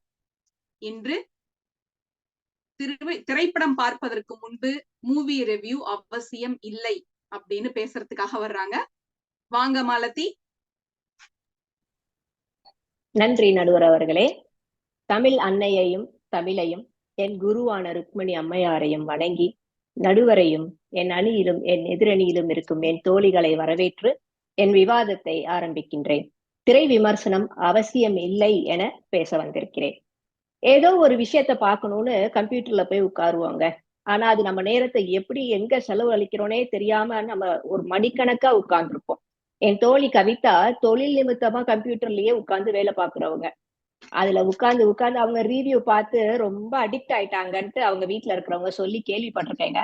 அது இன்னைக்கு அவங்க பேசினதுல ரொம்ப அழகா புரிஞ்சிருச்சு. பிள்ளைங்க கைக்குள்ள உலகத்தை கொண்டு வந்திருக்காங்கங்க. இது என்னங்க படம் பாக்குற இந்த 2.5 மணி நேரத்துலதான் அந்த பிள்ளைங்க வந்து செக்ஸ் எஜுகேஷன் பத்தி கத்துக்க போறாங்களா? கையில இருக்கிற தொலைபேசியே போதுங்க அவங்களுக்கு. இப்போ சொல்லுவாங்க பிள்ளைங்க வளர்ந்ததுக்கு அப்புறம் தானே தொலைபேசியை கொடுக்குறோம். அப்படி இல்லையேங்க. ஒரு வயசு குழந்தையில இருந்து உட்கார வச்சு சோறு ஊட்டுறதுக்கு கூட இப்ப நம்ம கை தொலைபேசியை தான் யூஸ் பண்றோம். அதனால பிள்ளைங்களுக்கு வந்து அந்த கை தொலைபேசியில வர விஷயங்கள் அதுகள்லயே அவங்க வந்து எல்லாமே கத்துக்கிறாங்க. அதுல வந்து நம்ம இந்த படத்தை பார்த்துதான் அந்த பிள்ளைங்க அந்த விஷயங்கள் கத்துக்கிறாங்க அப்படின்றது வந்து எனக்கு ஏற்கத்தக்கதாக படல நடுவர் அவர்களே. மென்டல் ஹெல்த் பத்தி பேசினாங்க. பிள்ளைங்க விளையாடுற கேம்ஸ்ல கூட இப்போ அந்த ஸ்வாட்ஸ் அதெல்லாம் வச்சு யூஸ் பண்றாங்க, கன்ஸ் இந்த மாதிரி தான். நல்லா அந்த வன்முறை இல்லாத கேம் இல்ல. ஏங்க அதை விடங்க, சின்ன வயசுல நம்ம போட்டு காட்டுற டாம் அண்ட் ஜெர்ரி அப்படின்னு ஒரு கார்ட்டூன் இருக்கும் தெரியுங்களா? அதுல வந்து பாத்தீங்கன்னா வீட்டுல இருக்கிற பொருளெல்லாம் வச்சு எப்படி ஒருத்தர் தாக்கிக்கிறது அப்படின்ற வன்முறை அதுல இருக்கு. அது தெரியாமையே நம்ம ஒரு வயசு குழந்தைங்க கூட உட்கார வச்சு அதை போட்டு காட்டுறோம். அதுங்களும் கேட்க பக்கம் சிரிக்கும். ஆனா அதுலயும் வன்முறை இருக்கு. அப்படி பார்க்க போனா வன்முறையை தவிர்க்கிறதுக்கு எங்கேயுமே இடம் இல்லைங்க. இந்த படம் மட்டும்தான் ஒரு விஷயம் அப்படின்றது கிடையாது நடுவர்களே. எல்லா இடத்துலயுமே அந்த வன்முறையை அவங்க கத்துக்கிறாங்க. ரிவ்யூ பாக்குறேங்கிற பேர்ல நேரத்தை விரையும் செய்யறாங்க. 10 படத்துக்கு ரிவ்யூ பாக்குறாங்க. அதுல 10 பேர் சொல்ற ரிவ்யூவை பாக்குறாங்க. குடும்பத்துல இருக்கிற 5 பேரும் 5 விதமான கருத்து சொல்றாங்க. அந்த கருத்துல ஒருமித்து ஒரு படத்துக்கு போறாங்க. அந்த படத்துக்கு போய் பார்த்துட்டு வெளியில வரும்போது கணவர் சொல்வாரு, உனக்கு சம்பந்தப்பட்ட விஷயம் தான் இதுல இருக்கு, என் டைம் வேஸ்ட் ஆயிடுச்சு அப்படிம்பாரு. மனைவி சொல்வாங்க, இல்ல உங்களுக்கு சம்பந்தமான விஷயங்கள் தான். இப்படி வீட்டுக்குள்ள இருக்கிற 5 பேருக்கு 5 விதமான கருத்து இருக்கும் போது யாரோ சொல்ற ஒரு கருத்தை நம்பிக்கிட்டு நம்ம அந்த படத்தை போய் பார்க்கணுமா? நம்மளே போய் பார்த்து அதை அனுபவிச்சு அந்த அனுபவத்துல வர்றத நம்ம அனுபவிச்சு நம்ம அதுல இருக்கிற நல்லதையும் கெட்டதையும் நம்ம பகிர்ந்து பார்த்து நம்ம ஓகே இன்னைக்கு நல்லா இருந்தது, இந்த மூவி நல்லா இருந்தது, இதுல இந்த விஷயங்கள் நல்லா இருந்தது அப்படின்னு சொல்லிட்டு நம்ம நல்லதை எடுத்துக்குவோம், கெட்டதை அங்கேயே விட்டுட்டு வந்துருவோமே. இதுக்கு எதுக்குங்க இவ்வளவு ஸ்ட்ரெஸ் எடுத்துக்கிறீங்க? ஒரு 2.5 மணி நேர படத்துக்கு இவ்வளவு ஸ்ட்ரெஸ் தேவையில்லை நடுவர் அவர்களே. அடுத்தது பாத்தீங்கன்னா கல்யாணம் அப்படிங்கிற ஒரு விஷயம் இருக்கு நம்ம வாழ்க்கையில. எல்லாரோட வாழ்க்கையிலயும் அதை வந்து நம்ம தாண்டிதான் வந்திருக்கோம். இனி வரப்போற தலைமுறையும் அதை தாண்டிதான் வரப்போகுது. அந்த கல்யாணத்துக்கு ரிவ்யூ பார்க்காத ஆளே கிடையாது. எந்த குடும்பமும் ரிவ்யூ பார்க்காம ஒரு பெண்ணையோ ஒரு மகனையோ வந்து யாருக்கும் கல்யாணம் பண்ணி வைக்க மாட்டாங்க. அப்படி போய் ரிவ்யூ பார்க்கும்போது மாப்பிள்ளை வீட்டுல போய் கேட்பாங்க. மாப்பிள்ளை வீட்டுல என்ன சொல்லுவாங்க? எங்க பையன் ரொம்ப நல்லவங்க அப்படின்னு சொல்லுவாங்க. ஏன்னா அவன் அந்த மார்க்கெட்ல விலை போகணும் இல்லைங்களா? பக்கத்து வீட்டுல போய் கேட்கும்போது அவன் எதிராளியா இருந்தான்னு வைங்களேன், எதிரான கருத்துக்கள் தான் வரும். இப்படி ஒரு கல்யாணத்துக்கே நல்ல ரிவ்யூ யாரும் கொடுக்கறது இல்ல. அப்படி ஆனாலும் அப்படியே கேட்டா கூட நம்ம என்ன பண்ணுவோம்? எல்லாத்தையும் கேட்டா கன்ஃபியூஸ் ஆகுதுடா, நமக்கு நல்லதுன்னு படுதா செஞ்சு வச்சிருவோம் அப்படின்னு தான் செஞ்சு வைக்கிறாங்க. அதாவது பேசையே புக்காக பார்த்து எதிரணி புரியுற மாதிரி சொல்லணும்னா, அகத்தின் அழகு முகத்தில் தெரியும் அப்படிங்கிற கொள்கையை வச்சு முடிவு செய்யற திருமண பந்தம் நீடித்து வாழுதுங்க. பேஸ்புக் கமெண்ட்ஸ் பார்த்து அவன் நல்லவன் இவன் நல்லவ அப்படின்னு எதிரணி போல அடுத்தவங்க கருத்துக்களுக்கு மதிப்பு கொடுத்து எத்தனையோ இளைய தலைமுறை வாழ்க்கையை வீணடிச்சுக்கிறாங்கன்றத நான் சொல்லி தெரிய வேண்டிய அவசியம் யாருக்கும் இல்லைன்னு நினைக்கிறேங்க. ரிவ்யூ கேட்டுட்டு போற செம்மறி ஆட்டு கூட்டத்துல ஒருத்தரா இருக்க நான் விரும்பல. என் மனசுக்கு பட்டதை செய்து அதுல வர நல்லது கெட்டதுல வர அனுபவத்தை அனுபவிச்சு அந்த படத்தை நான் பார்க்கணும்னு நினைக்கிறேன் நடுவர் அவர்களே. ஒரு சிங்கம் மாதிரி என் முடிவை நானே எடுக்கணும்னு ஆசைப்படுறேன். திரைத்துறையில எத்தனையோ பேரோட உழைப்புல வந்த ஒரு படத்தை வந்து ஒரு ஜஸ்ட் லைக் தட் அப்படி ஒரு 30 மினிட்ஸ்ல வந்து நாங்க ரிவ்யூ சொல்றோம் அப்படின்ற பேர்ல ரொம்ப ரொம்ப ரொம்ப அதை வந்து அந்த படத்துக்கு ரிவ்யூ வந்து அவங்க கரெக்டா கொடுக்குறாங்களா அப்படின்னா இல்ல. ஏன்னா அவங்களுக்கு அந்த திரைத்துறையை பத்தின எந்த அனுபவமே இல்லை. அடுத்து பாத்தீங்கன்னா பழைய படங்களுக்கு எல்லாம் பெரிய அளவுல வந்து உங்களுக்கு வந்து ரிவ்யூஸ் எல்லாம் இல்ல நடுவர்களே. அந்த நேரத்துல பாத்தீங்கன்னா நல்ல தரமான படைப்புகள் வந்துச்சு, கருத்துக்கள் நல்ல கருத்துள்ள பாடல்கள், இப்படி எவ்வளவோ விஷயங்கள் வந்துச்சு. தியேட்டர்ல எத்தனையோ படங்கள் 100 நாளையும் தாண்டி இருக்கு. 1 வருஷம் 2 வருஷம் ஓடின படங்கள் எல்லாமும் இருக்கு. ஆனா இப்போ எந்த பக்கம் திரும்பினாலும் ரிவ்யூ சொல்றேங்கிற பேர்ல படைப்பாளிகளையே பழப்பி விட்டு அவங்க இவனுக்கு பிடிச்ச மாதிரி எடுக்கணும், அவனுக்கு பிடிச்ச மாதிரி எடுக்கணும் அப்படின்ட்டு இவன் இதை எதிர்பார்ப்பான், அவன் அதை எதிர்பார்ப்பான்னு சொல்லி அவங்களே ஒரு குழப்பத்துல படம் பண்ணி அந்த படத்துல தரமான விஷயங்களை எல்லாம் போட்டு விட்டு அது வந்து நம்ம கடைசியில அந்த படத்துடைய திரைப்படத்தினுடைய தரம் குறைஞ்சு போயிடுது நடுவர் அவர்களே. எங்க எதிரணியில உள்ள தோழிகள் மாதிரி இருக்கிறவங்க மாதிரிதான் பல பேர் ரிவ்யூக்கு இம்பார்ட்டன்ஸ் கொடுக்கறதால திரைத்துறையும் தரமற்று போயிருக்குன்னு ஏன் யோசிக்க மறுக்கிறாங்கன்னு எனக்கு புரியல. ரிவ்யூ பார்ப்பதில் அவசியம் இல்லை என்று சொல்லி வாய்ப்புக்கு நன்றி கூறி அனைவரையும் ரிவ்யூ பார்க்க உங்க நேரத்தை செலவழிக்காதீங்க. ரிலாக்ஸா போங்க. 2.5 மணி நேரம் படத்தை என்ஜாய் பண்ணிட்டு வாங்க. அதுல இருக்கிற நல்லதையும் கெட்டதையும் உங்க பிள்ளைங்களுக்கு சொல்லி கொடுங்க. நல்லதை அங்க எடுத்துக்க சொல்லுங்க, கெட்டதை அங்கேயே விட்டுட்டு வர சொல்லுங்க. வீட்டுக்கு வந்து அந்த பிள்ளைங்க வந்து எனக்கு அந்த மாமா இதை குத்துனாரு அதை குத்துனாரு ஏதோ சொன்னாங்க கவிதா, அதையெல்லாம் இதெல்லாம் படத்துக்காக வர்றதுப்பா. நேச்சுரலி நடந்து போகும்போது ஏதோ ஒரு விஷயம் நடக்கும். அது வந்து எல்லா விஷயமும் எல்லா நேரமும் நடக்கிறது இல்ல அப்படின்றத அந்த குழந்தைகளுக்கு புரிய வைங்க. வாழ்க்கையில எல்லாமே கைக்கு வந்துட போறது இல்ல. எல்லாத்தையும் எல்லாருமே அனுபவிச்சு அது கஷ்டப்பட்டுதான் அந்த வாழ்க்கைய நம்ம வந்து லேர்ன் பண்ணிக்க முடியும். அதே மாதிரிதான் இந்த படம் வந்து ஜஸ்ட் லைக் 2.5 மணி நேரம் ஒரு பொழுதுபோக்குக்காக போற படத்துக்கு இவ்வளவு ஸ்ட்ரெஸ் எடுத்துக்க வேண்டிய அவசியமே இல்லை நடுவர் அவர்களே. அதனால எங்க எதிரணியில இருக்கிறவங்களை கொஞ்சம் கூலா படம் பார்க்க கத்துக்கோங்கன்னு சொல்லி வாய்ப்புக்கு நன்றி கூறி விடைபெறுகிறேன். நன்றி, வணக்கம். சிறப்பு மாலதி, ரொம்ப அருமையா பேசுறீங்க, வாழ்த்துக்கள். அதாவது மாலதி சொல்றாங்க, எங்க எல்லாரு கையிலயும் குழந்தைங்க முதற்கொண்டு அவங்களுடைய கைக்குள்ள உலகம் இருக்கு. செல்போன் ரூபத்துல சாப்பாடு ஊட்டுறதே எல்லாரு வீட்லயும் கையில போன் கொடுத்துதான் ஊட்டுறாங்க. நீங்க என்னங்க இந்த இது செக்ஸ் எஜுகேஷன் எல்லாம் என் குழந்தைக்கு வந்து நான் தெரியக்கூடாது இந்த வயசுலன்னு சொல்றீங்க? அப்படி எல்லாம் இல்ல அப்படின்னு ஒரு கருத்தை சொன்னாங்க. அடுத்து நேர விரயம், அதாவது நான் ஒரு படம் போய் பார்க்கறது இத்தனை ரிவ்யூ பாக்குறேன் அப்படின்னு சொல்லிட்டு அதுலதான் இவங்க வந்து நிறைய நேரத்தை செலவழிக்கிறாங்களே ஒழிய அதுக்கு போய் அவங்க ஒரு படமே பார்த்துட்டு வந்துடலாம். இத்தனை ரிவ்யூஸ் பாக்குறதுல தேவையில்லாம நேர விரயம் நடக்குதுன்னு சொன்னாங்க. அடுத்து இன்னொன்னு பாத்தீங்கன்னா, இத திரைப்படத்துல மட்டும்தான் வன்முறை இருக்கா? பிள்ளைங்க விளையாடுற வீடியோ கேம்ஸ்ல இருக்கு. ஏன் இன்னும் ஒரு படி மேல போய் கார்ட்டூனான டாம் அண்ட் ஜெரியில கூட வந்து வன்முறை ஒரு விதத்துல வந்து காமிச்சுக்கிட்டு தான் இருக்கிறாங்க. நீங்க என்ன புதுசா வந்து திரைப்படத்துலதான் வன்முறை இருக்குன்னு பேசுறீங்க அப்படின்னு சொன்னாங்க. அடுத்து நீங்க படம் பாக்குறது வந்து ஒரு 2.5 மணி நேரம் படம் தான், அதுக்கு ஏன் நீங்க இவ்வளவு ஸ்ட்ரெஸ் எடுத்துக்கிறீங்க? நல்லா கூலா இருங்க, கூலா போங்க, படம் பாருங்க வாங்க. அதுல நல்லது கெட்டது எல்லாமே கலந்துதான் வாழ்க்கை. நல்லதை எடுத்துக்கோங்க, கெட்டதை விட்டுருங்க அப்படின்னு சொல்லிட்டு போயிருக்காங்க. ரொம்ப சிறப்பு மாலதி, ரொம்ப நல்லா பேசுனீங்க, வாழ்த்துக்கள். இப்ப அடுத்த அணியில இருந்து வர்றவங்க நம்மளுடைய செல்வமீனா வராங்க. இவங்க மூவி ரிவ்யூ அவசியம் அப்படின்னு சொல்றாங்க. அநேகமா இன்னும் அதே கருத்துல தான் இருப்பாங்கன்னு நினைக்கிறேன். மூவி ரிவ்யூ வேணும்னு தான் சொல்லுவாங்கன்னு நம்புறேன். இப்போ நம்ம செல்வமீனாவை பத்தி சொல்லணும்னா, இவங்க சவுத் எண்ட்ல வசிக்கிறாங்க. மொழி பற்று மிக்கவர். மொழின்னா தமிழ் மட்டும் இல்லைங்க, தமிழ் மற்றும் ஆங்கில மொழி பற்றாளர். இரு மொழியிலுமே பேச்சு போட்டிகள் பலவற்றில் பங்கு பெற்றுள்ளார். இவங்களுக்கு இன்னொரு முகம் இருக்கு, சிறந்த சமையல் கலை வல்லுனர். முத்தமிழ் அகாடமி நடத்திய பாரம்பரிய சமையல் போட்டியின் பங்கேற்பாளர். அன்னைக்கு இவங்க செஞ்ச கடலை உருண்டையின் சுவை எங்களுக்கு இன்றளவும் நினைவில் இருக்கு. இதுதான் இவங்களுடைய முதல் பட்டிமன்ற மேடை. இங்கு ஆரம்பிக்கும் இவரது பயணம் வெற்றிகரமாக தொடர வாழ்த்தி திருமதி செல்வமீனா அவர்களை பேச அழைக்கின்றேன். வாங்க செல்வமீனா, வந்து உங்க கருத்துக்களை முன்வைங்க.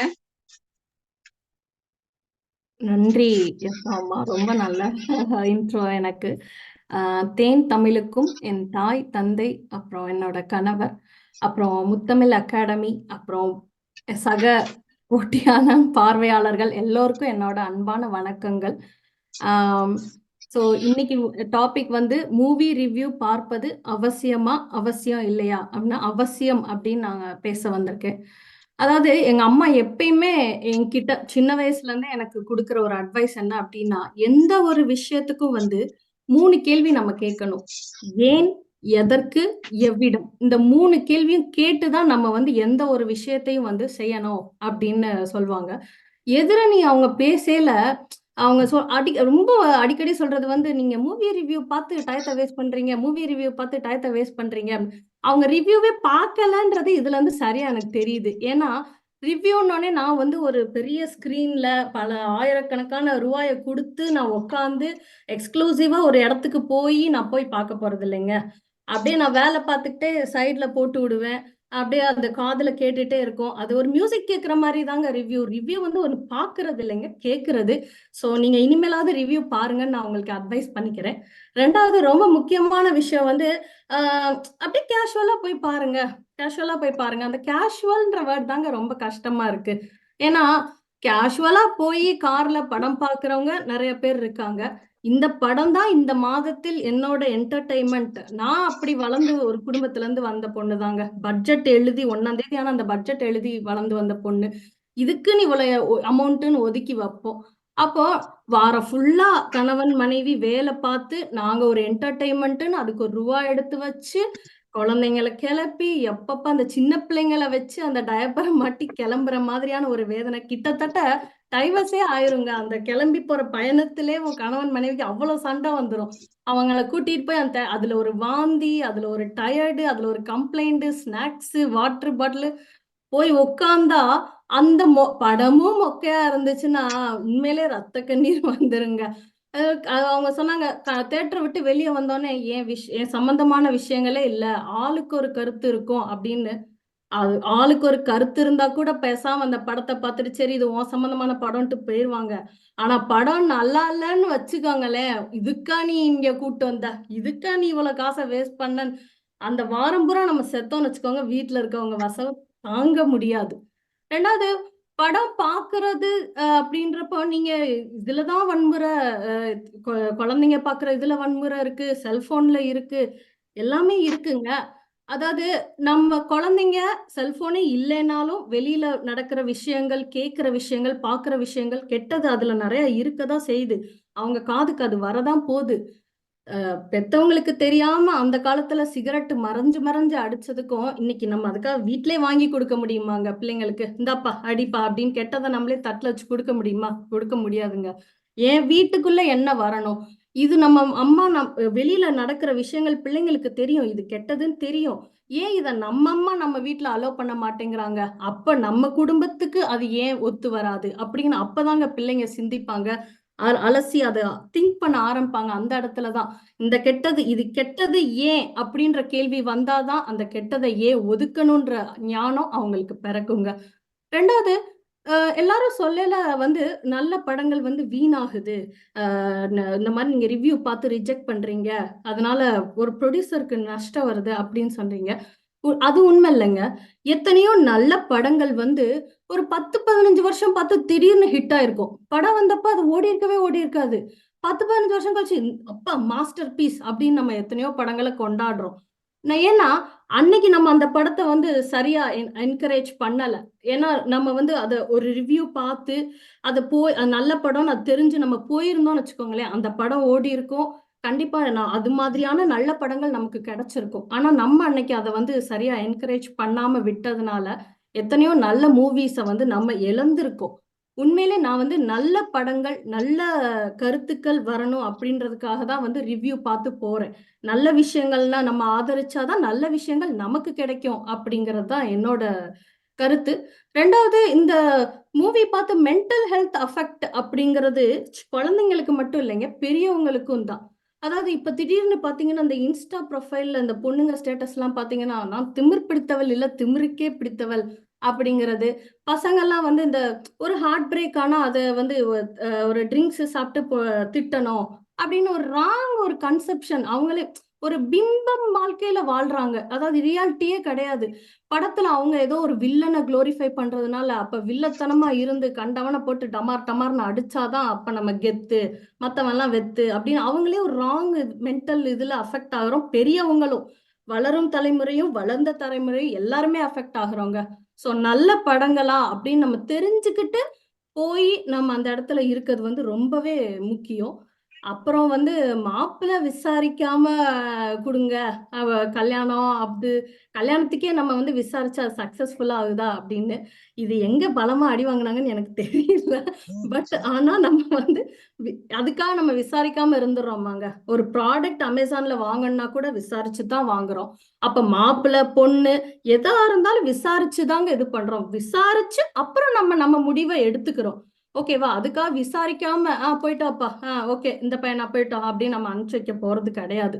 ஸோ எல்லாமே விசாரிச்சு நம்ம எல்லாமே செய்யத்தான் செய்யறோம். அதனால நம்ம வந்து மெயின் மூவி ரிவ்யூ பார்ப்பது முக்கியத்துவம் என்ன அப்படின்னா, நல்ல விஷயங்களை எங்க குடும்பத்துக்கு நாங்க கொடுக்கணும். என்னோட காலத்தை, என்னோட நேரத்தை நான் வீணடிக்க விரும்பல. நல்ல விஷயங்களை என் பிள்ளைங்களுக்கு சரியான வழியில நான் எடுத்து கொடுக்கணும். ரெண்டாவது, செம்மறி ஆட்டு கூட்டமா இருக்காதீங்க, நாங்க சிங்கமா தான் இருப்போம். நான் எந்த அனிமல்ஸாவும் இருக்க விரும்பலைங்க. எதையும் அலசி ஆராய்ஞ்சு பகுத்தறிவோட நடக்கிற மனிதனாவே இருக்க விரும்புறேன். அதனால மூவி ரிவ்யூ பார்ப்பது மிக மிக அவசியம் அப்படின்னு சொல்லி இந்த வாய்ப்புக்கு நன்றி தெரிவிச்சுக்கிறேன். நன்றி அனைவருக்கும்.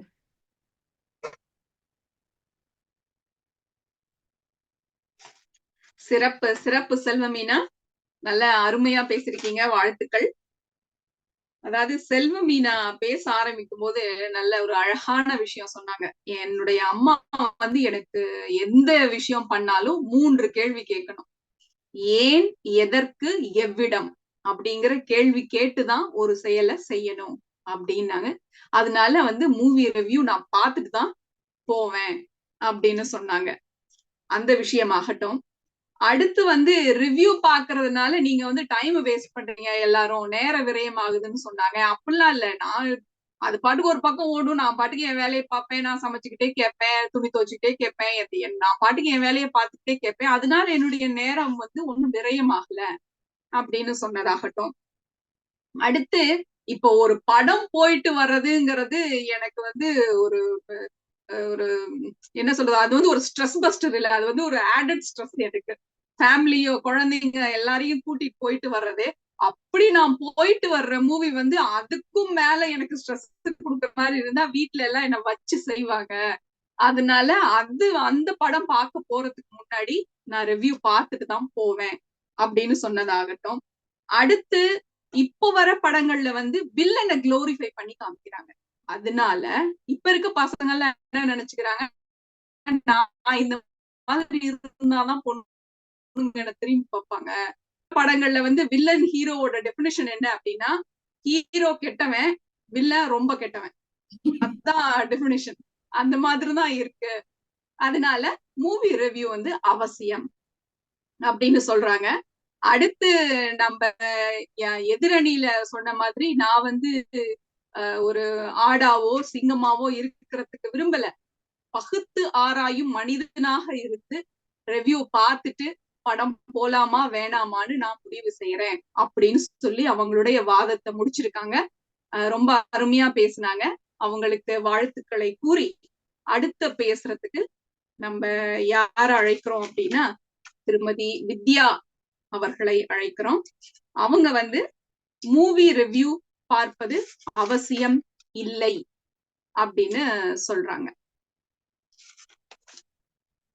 இப்ப வித்யாவை பத்தி நம்ம சொல்லணும் அப்படின்னா, இவங்க 5 வருடங்களாக யூகேல இருக்காங்க. தற்போது நார்விச்சில் வசிக்கின்றாங்க. தமிழின் பால் மிகுந்த பற்று கொண்டவர். மேடை பேச்சிலும் எழுத்திலும் ஆர்வம் அதிகம்.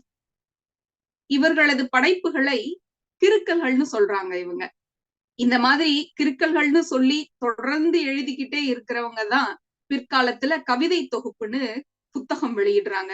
அதனால இவரிடமிருந்து ஒரு தரமான தமிழ் கருத்து தொகுப்பு எதிர்பார்க்கலாம்னு நினைக்கிறேன்.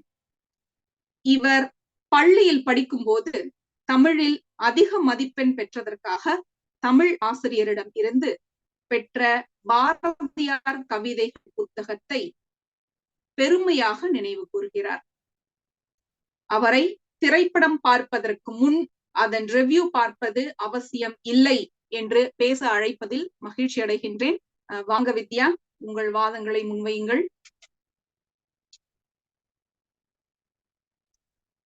நன்றி நடுவர் அவர்களே. தமிழை நேசிப்போர்க்கும், தமிழை சுவாசிப்போர்க்கும், தமிழை நுகர்வோர்க்கும் எனது அன்பான வணக்கங்கள்.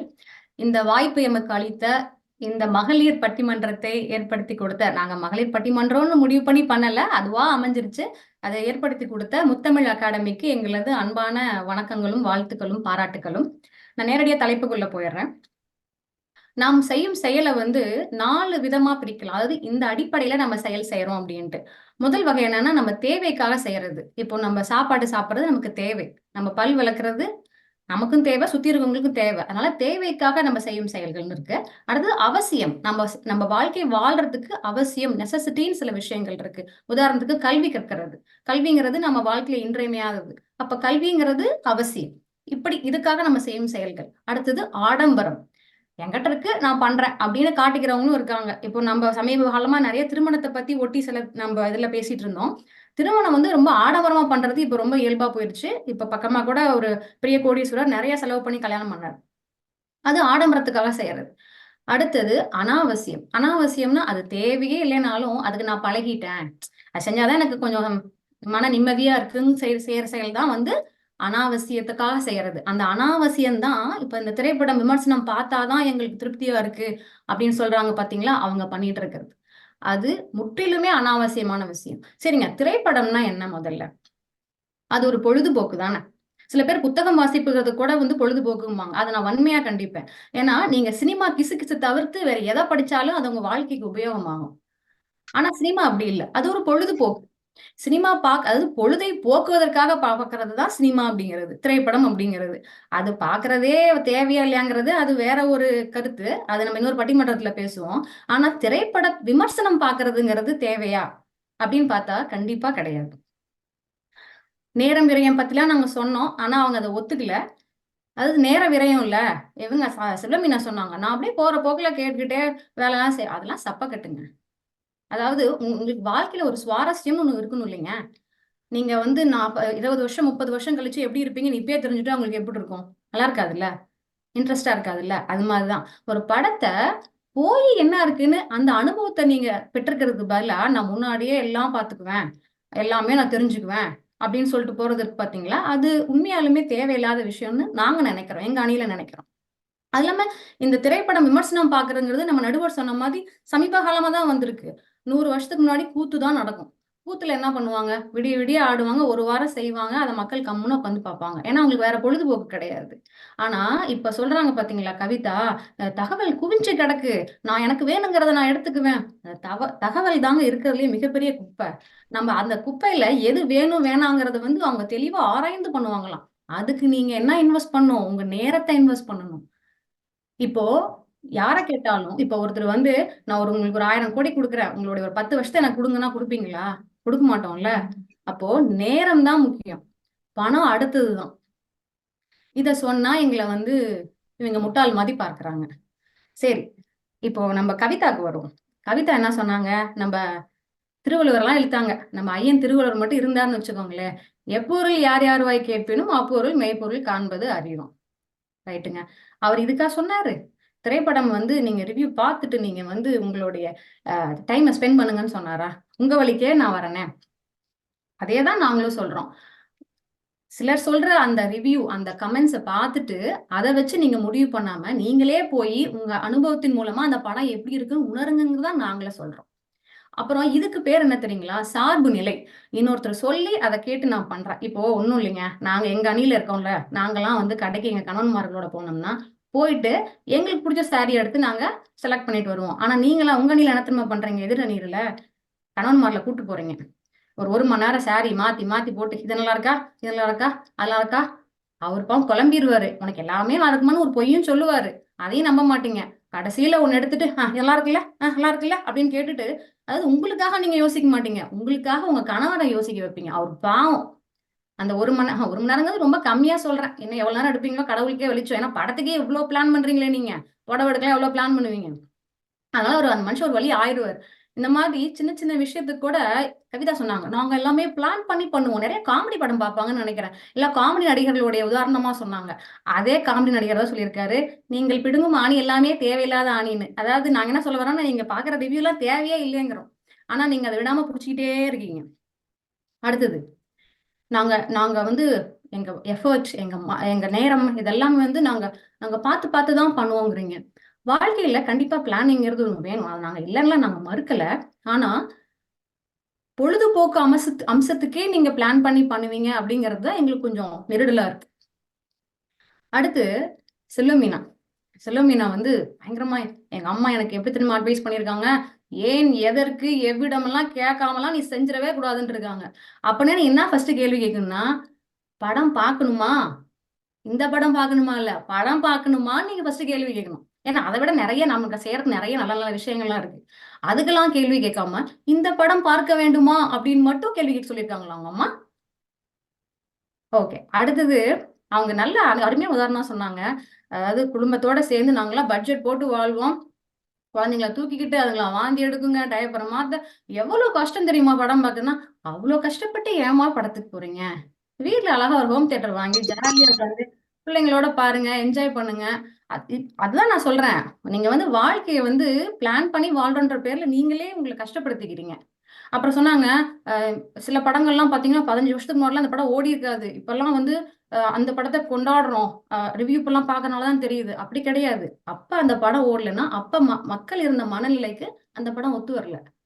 இப்ப அதை புரிஞ்சுக்கிட்டு பாக்குறாங்க. நம்ம அதை அப்படிதான் எடுத்துக்கணும். ரிவ்யூ இருந்திருந்தா சூப்பரா கிடையாது. மக்கள் தீர்ப்பே மகேசன் தீர்ப்பு. அதனால கடைசியா நான் என்ன சொல்லிக்கிறேன்னா, அனுபவம், உங்க அனுபவம் தாங்க நமக்கு நமக்கு உங்க அனுபவம் தான் உங்களுக்கு கை கொடுக்கும்.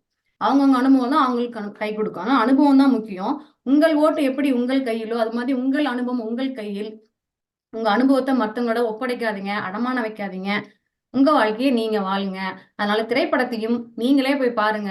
குழந்தைகளுக்காக எல்லாம் நீங்க வந்து பேசக்கூடாது. ஏன்னா குழந்தைங்களுக்கு அப்படி நீங்க பயப்படுறீங்கன்னா நீங்க தயவு செய்து தனியா போய் பாத்துக்குங்க. இதுக்கு மேல பேச நடுவர் அடிக்க வந்துருவாங்க. அதனால இதோட நான் முடிச்சுக்கிறேன். திரைப்படத்தை நீங்களே போய் பாருங்க. யார் பேசையும் கேட்காதீங்க. நன்றி, வணக்கம். சிறப்பு சிறப்பு வித்யா, ரொம்ப நல்லா பேசுனீங்க, அருமையா பேசுனீங்க, வாழ்த்துக்கள். அதாவது வித்யா என்ன சொல்றாங்கன்னா, நம்ம வாழ்க்கையில எந்த விஷயம், அதாவது 4 வகையா பிரிக்கலாம் நம்ம செய்யற செயல்களை. தேவை, அவசியம், ஆடம்பரம், அனாவசியம் அப்படின்னு சொல்றாங்க. அதுல நீங்க ரிவ்யூ பாக்குறது அனாவசியம்ட்டாங்க. அடுத்து சினிமாவே அது வந்து ஒரு பொழுதுபோக்கு இதுதான். அதுக்கு போய் எதுக்கு உங்க நேரத்தையும் இதையும் நீங்க வந்து வீணடிச்சுக்கிட்டு இருக்கீங்க, அத பண்ணாதீங்கன்னு சொன்னாங்க. அடுத்து முடிக்கும் போது சிறப்பா ஒண்ணு சொன்னாங்க, உன் ஓட்டு உன் கையில்னு சொல்ற மாதிரி, உன்னோட வாழ்க்கை உன் கையிலன்னு சொல்ற மாதிரி, உன் அனுபவம் உன் கையில். மற்றவனுடைய எக்ஸ்பீரியன்ஸ்ல நீ வாழாத, உன் லைஃப நீ எக்ஸ்பீரியன்ஸ் பண்ண, எப்படி இருக்குன்னு பாரு அப்படின்னு சொன்னதாகட்டும். அடுத்து அதாவது உனக்கு சாரி வாங்கணும், உனக்கு சூட் ஆகுதானா நீ போய் ட்ரை பண்ணுமா, ஏன் மற்றவங்க கிட்ட கருத்து கேட்கிற அப்படின்னு சொன்னதாகட்டும். அடுத்து அந்த காலத்துல கூத்தெல்லாம் பண்ணினாங்க, அதெல்லாம் என்ன அதுக்கு ரிவ்யூ பார்த்துட்டா வந்து போனாங்க. அடுத்து மக்கள் தீர்ப்பே மகேசன் தீர்ப்பு. அந்த காலகட்டத்துக்கு அந்த படம் வந்து ஒத்து வரல, அதனால ஓடல. இப்ப இருக்க மக்கள் அதை புரிஞ்சுக்கிறாங்க, அதனால ஓடுது. இதையெல்லாம் வச்சு பார்க்கும் பொழுது மூவி ரிவ்யூ அவசியம் இல்லை அப்படின்னு சொல்லியிருக்கிறாங்க நம்ம வித்யா. ரொம்ப சிறப்பா பேசினாங்க. இப்ப அடுத்து மூவி ரிவ்யூ அவசியம் அப்படின்னு பேசுறதுக்கு வர்றவங்க திருமதி சுவாதி சத்யமூர்த்தி. இவங்கள பத்தி சொல்லணும்னா, இவங்க சவுத் எண்ட்ல வசிக்கிறாங்க. இவருடைய தாய்மொழி கன்னடமாக இருந்தாலும் தமிழ் மேல் தீரா பற்று கொண்டவர். இவர் சிறு வயதிலிருந்தே பல பேச்சு போட்டிகள், திருக்குறள் போட்டிகளில் பங்கு பெற்று பல பரிசுகள் பெற்றிருக்கின்றார். இவங்க சொல்லணும்னா முத்தமிழ் அகாடமி கண்டெடுத்த முத்துன்னே சொல்லலாம் இவங்கள. யூகேயில் தமிழ் ஆசிரியர்களுக்கு லெவல் 1 டீச்சிங் கோர்ஸ் எடுக்கிறாங்க. இவங்க லெவல் 3 டீச்சிங் கோர்ஸ் முடிச்சிருக்கிறாங்க. அதாவது மற்ற பள்ளிகளில் சென்று வேலை செய்வதை விட குழந்தைகளுக்கு தமிழ் சொல்லித் தருவதில் மகிழ்ச்சின்னு சொல்றாங்க. ஒரு பக்க கதைகள் எழுதுவதில் ஆர்வம் கொண்டவர். நேரம் கிடைக்கும் போதெல்லாம் பிரிட்டிஷ் மேகசினுக்கு கதைகள் எழுதுகின்றார். அது மட்டுமல்லாமல் இவர் மிகச் சிறந்த நிகழ்ச்சி தொகுப்பாளர். என்ன கேட்டீங்கன்னா இவங்கள ஒரு நவீன விகட கவினே சொல்லுவேன். வாங்க சுவாதி, வந்து உங்களுடைய வாதத்தை முன்வையுங்கள். மூவி ரிவ்யூ அவசியம் அப்படின்னு பேசுறதுக்காக சுவாதியை அழைக்கின்றேன். அனைவருக்கும் வணக்கம். தமிழ் மொழி பேசும் அனைத்து உள்ளங்களுக்கும் என்னுடைய வணக்கங்கள். அப்புறம் சினிமா ரசிகர்களுக்கு என்னுடைய வணக்கங்கள். ஏன்னா அவங்க இல்லைன்னா இந்த பட்டிமன்றம் கிடையாது. எதிரணியில நிறைய பேர் சூப்பரா பேசினாங்க. பாவம் அவங்களுக்கு வந்து பட்டிமன்ற பேஸே ரிவ்யூவை வச்சுதான். இப்ப நம்ம எல்லாரும் என்ன பேசுறோம் அப்படிங்கறத ஒரு ரிவ்யூ பண்ணாம நடுவர் கண்டிப்பா ஒரு நடுநிலைமையான ஒரு தீர்ப்பை வழங்க மாட்டாங்கன்னு நினைக்கிறேன். அதோட பேஸே ரிவ்யூ தாங்க. ரிவ்யூ நம்ம என்ன பேசுறோம், எப்படி பேசியிருக்கோம், எந்த பாயிண்ட்ஸ் எடுத்துக்கலாம் வேண்டாம், அது பேஸே ரிவ்யூ தான். அது வேண்டான்னு எப்படி உட்காந்துருக்கீங்கன்னு தெரியல. எதிரணியில வித்யா வந்து சொன்னாங்க, சினிமா வந்து ஒரு பொழுதுபோக்கு தானே அப்படின்னு. கண்டிப்பா வித்யா, உங்களை மாதிரியான மனநிலைமை எல்லாருக்கும் இருந்துட்டா எல்லாருமே எல்லா படத்தையும் பார்த்துட்டு ஜாலியா அது ஒரு 2 ஹவர்ஸோ 2.5 ஹவர்ஸோ, இப்பெல்லாம் 3 ஹவர்ஸ் போகுது பொழுதுபோக்கு. ரொம்ப பொழுது போக்கிடுச்சுன்னு நினைக்கிறேன். 3 ஹவர்ஸ் அந்த மாதிரி போகுது. அது அப்படி எடுத்துக்கிறது இல்லையே. இப்போ நம்ம வந்து எப்படின்னா, இப்போ நம்ம ஒரு பிரைடல் மேக்கப் பண்றோம் அப்படின்னாலும் சரி, இல்ல வேற ஏதாவது ஒரு ட்ரெஸ் அப் பண்றோம் அப்படின்னாலும் சரி, இந்த ஹீரோயினோட இந்த காஸ்டியூமை அப்படியே ரிப்ளிகா பண்ண முடியுமா, அதே மாதிரி டிசைன்ல எனக்கு கொண்டு வர முடியுமா, ஒரு ஹேர் ஸ்டைலு ஒண்ணுமே இல்லைங்க. ஒரு சோப்பு விளம்பரத்தை கூட நம்ம என்னங்க பண்றோம், சினிமா நடிகையில அவரை சந்தூர் சோப் யூஸ் பண்ணா, ஒரு பிராண்டை யூஸ் பண்ணா நம்ம அந்த பிராண்டை யூஸ் பண்றோம். அவ வேற பிராண்டுக்கு யாராவது அவங்க ஆடு கொடுத்துட்டாங்கன்னா அந்த பிராண்டை தான் நம்ம யூஸ் பண்றோம். சோ அதை வெறும் பொழுதுபோக்காவே எடுத்துக்கல அப்படிங்கிறதுக்கு இன்னொரு உதாரணம் என்னன்னா, நம்மளுக்கெல்லாம் இந்த வார்த்தைகள் தெரியுமா என்னன்னு நமக்கு தெரியாது. எனக்கு ஞாபகம் இல்லை. இந்த காலத்துல இருக்கிற குழந்தைகள் சொல்ற வார்த்தை எல்லாம் என்ன, எனக்கு மென்டல் ஹில்லா இருக்கு, ஸ்ட்ரெஸ்ஸா இருக்கு, எனக்கு ரொம்ப எப்படி சொல்றது சான்ஸே இல்லை, அந்த மாதிரி பெரிய பெரிய வார்த்தைகள் எல்லாம் போர் அடிக்குது. நமக்கெல்லாம் போர் அடிக்குது அப்படின்னா அது எப்படி இருக்கும், அது என்னமா இருக்குன்னே எனக்கு தெரியாது. அது மாதிரி போர் அடிக்குது, ஸ்ட்ரெஸ்ஸா இருக்கு, எனக்கு ரொம்ப ஸ்ட்ரெஸ்ஸா இருக்கு, மென்டல் ஹில்லா இருக்கு. இந்த மாதிரி வார்த்தைகள்லாம் ரொம்ப சர்வ சாதாரணமா அவங்களோட டே டு டே லைஃப்ல சகஜமா யூஸ் பண்றாங்க. இத வந்து நீங்க சொல்ற மாதிரி அதே படத்துல ஒரு ஒரு ஹீரோ சொன்ன வார்த்தை மாதிரி, குழந்தைகள் வந்து கெட்ட வார்த்தையை பேசுறது இல்ல, கேட்ட வார்த்தைகளை தான் பேசுறாங்க. அதனால கெட்ட கெட்ட வார்த்தைகளை கேட்க வேண்டாம் அப்படின்னு நாங்க கேட்டுக்கிறோம். அதுக்கப்புறம் வந்து ஒரு குறள் சொன்னாங்க, எப்பொருள் யார் யார் வாய் கேட்பினும் மெய்ப்பொருள் காண்பது அறிவு. இதுக்குதான் திருவள்ளுவர் சொல்லியிருக்காரா அப்படின்னு சொல்லி. அப்ப நான் ஒரு குறள் சொல்றேன், நன்றி மறப்பது நன்று அன்று, நன்றல்லது அன்றே மறப்பது நன்று அப்படின்னு. அப்ப எந்த நன்றிக்கு மறக்க கூடாதுன்னு திருவள்ளுவர் ஏதாவது மேற்கோள் காமிச்சிருக்காரா? எல்லாத்துக்கும் யூஸ் பண்ணலாம் அப்படிங்கறதுனாலதான் அது உலக பொதுமறையா இருக்கு அப்படிங்கிறத பாவம் வித்யா வந்து மறந்துட்டாங்கன்னு நினைக்கிறேன். ஞாபகப்படுத்த விரும்புறேன். அதுக்கப்புறம் உங்க அணியோட தலைவி நிறைய கருத்துக்களை வரிசையா சொல்லிட்டே வந்தாங்க. ஒரே ஒரு கருத்துக்கு மட்டும் அவங்க பதில் சொல்லிட்டாங்கன்னா நான் உங்க அணியில சேர்ந்துடுறேன். எந்த ஒரு ப்ராடக்டையுமே ரிவ்யூ பார்க்காம நான் வாங்கிடுவேன் அப்படின்னு அவங்க சொல்லுவாங்களான்னு தெரியல. உங்க அணியில யார் சொன்னாலும் சரி, நான் இந்த ப்ராடக்ட் எந்த ப்ராடக்ட்டுமே நான் ரிவ்யூவே பார்க்க மாட்டேன்ப்பா. ப்ராடக்டை பார்த்தா நான் உடனே ஆன்லைன்ல சரி வெளியில எதையாவது பாக்குறோமா உடனே வாங்கிடுறேன். ஒரு சீப்பை பாக்குறோம், இல்ல ஒரு ஸ்டிக்கர் பட்டை பாக்குறோம், பார்க்கும் பொழுதே நம்ம கற்பனை போகுது, இந்த ஸ்டிக்கர் பட்டை எனக்கு வச்சா நல்லா இருக்குமா அப்படிங்கறத விட நான் வச்சுக்கிட்டா எய்தாப்ல போறவன் நல்லா இருக்குன்னு சொல்லுவாங்களா அப்படிங்கறதுலதான் நமக்கு ரொம்ப ஆர்வம் அதிகமா இருக்கும் இல்லையா? அப்ப எந்த எந்த ஒரு ப்ராடக்ட்டுமே நான் ரிவ்யூவே பார்க்க மாட்டேன்ப்பா. ப்ராடக்ட் வேணுமா வாங்கிடலாம் அப்படின்னு உள்ள வாங்கிடுறாங்களான்னு எனக்கு தெரியல. இன்னும் குறிப்பா சொல்ல போனா அவங்க செம்மறி ஆடுல ஒரு ஆடா இருக்க விரும்பலன்னு சொல்றாங்க. ஆனா அந்த செம்மறி ஆடை பாக்குற அந்த ஜூக்கே ரிவ்யூ கேட்காம அவங்க போக மாட்டாங்க. இந்த ஜூல நல்லா இருக்குமா, நிறைய விலங்குகளை பார்க்க முடியுமா, இல்ல அந்த ஜூல நிறைய விலங்குகளை பார்க்க முடியுமா, எங்க பக்கத்துல போலாம், இல்ல இதுல வண்டியிலேயே போய் டிராவல் பண்ணி வெளில வந்துருவாங்களா, இல்ல ரொம்ப நேரம் வெயிட் பண்ணலாமா அப்படின்னு அந்த ரிவ்யூ அந்த ஜூவே ரிவ்யூ கேட்காம எப்படி போவாங்க அவங்க? அப்புறம் எப்படி செம்மறியாடா இருக்க விரும்ப மாட்டேன்றாங்க? செம்மறியாடவே ரிவ்யூ பார்க்காம போறது இல்ல. அதுக்கப்புறம் இன்னொன்னு ஒண்ணு சொன்னாங்க, பெரிய பாயிண்ட். அப்பா, எந்த அனுபவமும் இல்லாதவன் தாங்க ரசிகன், எந்த டெக்னீஷியன் எந்த ஒரு விவரமும் தெரியாதவன் தாங்க ரசிகன். அந்த ரசிகன் இல்லைன்னா தலைவனே கிடையாது. அப்ப அந்த தலைவனை நிர்ணயிக்கிறவனே எந்த ஒரு டெக்னீஷியன் விஷயமா தெரிஞ்சுக்கிறது, இல்ல அந்த காஸ்டியூம் எப்படி டிசைன் பண்ணிருக்காங்க, அந்த மாதிரி எந்த ஒரு இதுவுமே இல்லாம ஜாலியா என்ஜாய் பண்ணணும் அப்படிங்கிற ரசிகன் இல்லாம எப்படி தலைவன் இருக்க முடியும்? அவங்க சொல்ற மாதிரி இதை தெரிஞ்சவங்க தான் பார்க்கணும்னா அப்ப அது சினிமா கிடையாது, மேபி செமினாரா இருக்கலாம். அதை பார்த்துட்டு அவங்க மூவி நினைச்சுக்கிட்டாங்க போல இருக்கு. ரொம்ப நேரம் ஓடி இருக்கோ என்னமோ அவங்க பார்த்த செமினார்ல. அதுக்கப்புறம் இன்னொன்னு சொல்லாங்க, எல்லாத்தையுமே ரொம்ப கூலா எடுத்துக்கணும் அப்படின்னு சொல்றாங்க. எப்படிங்க ரொம்ப கூலா எடுத்துக்க முடியும்? எங்க அணியில இவங்க சொல்ற மாதிரி அத ஜட்ஜும் வந்து ஆமோதிச்சாங்க. இந்த காலத்துல வில்லனை வந்து ரொம்ப அழகா ஸ்மார்ட்டா குளோரிஃபை பண்றாங்க. அந்த மாதிரி அப்படி இருந்தாதான் நீ வாழ முடியும் அப்படிங்கிற மாதிரி காமிக்கிறாங்க. அவன் தான் கெத்து. அப்ப அதுல எவ்வளவு நெகட்டிவிட்டி இருக்கு. சோ நமக்கு தெரியும் இது நெகட்டிவிட்டியா இருக்கு, இது பாசிட்டிவா இருக்கு அப்படின்னு. சோ அதை வந்து அறிமுகப்படுத்துற வயசுல நான் ஏன் என் குழந்தைய கொண்டு போய் அங்க உட்காத்தி வைக்கணும்? கண்டிப்பா முடியாது இல்லையா? அதனாலதான் குழந்தைங்களை உட்காத்தி வைக்க முடியாது, ரிவ்யூ பார்க்காம யாரும் வரமாட்டாங்க அப்படிங்கறதுனாலதான் இப்ப நம்ம அதுவும் இந்த கொரோனா டைம்ல ரொம்ப ட்ரெண்டான ஓடிடில கூட ரிவ்யூ இல்லாம எதையுமே நம்ம பாக்குறது கிடையாது. ஏன் இப்ப ஃபார் எக்ஸாம்பிளுக்கு நம்ம ஒரு யூடியூப் எடுக்கிறோம்னு வைங்களேன், நமக்கு தேவையில்லாத ஒரு விளம்பரம் வருது அப்படின்னா உடனே அதை ஸ்கிப் ஆட் பண்றோமா இல்லையா? அது தேவை இல்லைங்கிறதுனால தானே ஸ்கிப் ஆட் பண்றோம். ஒரு மாதிரி நல்லா ஜாலியா காமெடியா போகுதுன்னா ஓகே ரைட்டு நம்ம அதை பார்க்கலாம் அப்படின்னு விடுறோம் இல்லையா? ஒரு கேவலமான ஒரு விளம்பரம் போகுது, சரியில்லை, வேண்டாம் அப்படின்னு நீங்க அதை நினைக்கிறீங்க அப்படின்னாலே நீங்க அதை ரிவ்யூ பண்ணிட்டீங்கன்னு தானே அர்த்தம். ஸோ டே டு டே லைஃப்ல கலந்துகிட்டு இருக்குங்க ரிவ்யூ. அதுல நம்ம தனியா எடுத்து மூவிக்கு தேவையில்லையா அப்படின்னு பேசுறோம். டே டு டே லைஃப்ல இருக்கிற எல்லாத்துக்குமே தேவை அப்படின்னா நம்ம டே டு டே லைஃப்ல கலந்து இருக்கிற சினிமாக்கு கண்டிப்பா ரிவ்யூ அவசியம் அப்படின்னு சொல்லி இந்த வாய்ப்புக்கு விடையளித்த அனைத்து உள்ளங்களுக்கும் முத்தமிழ் அகாடமிக்கும் நன்றி. வணக்கம்.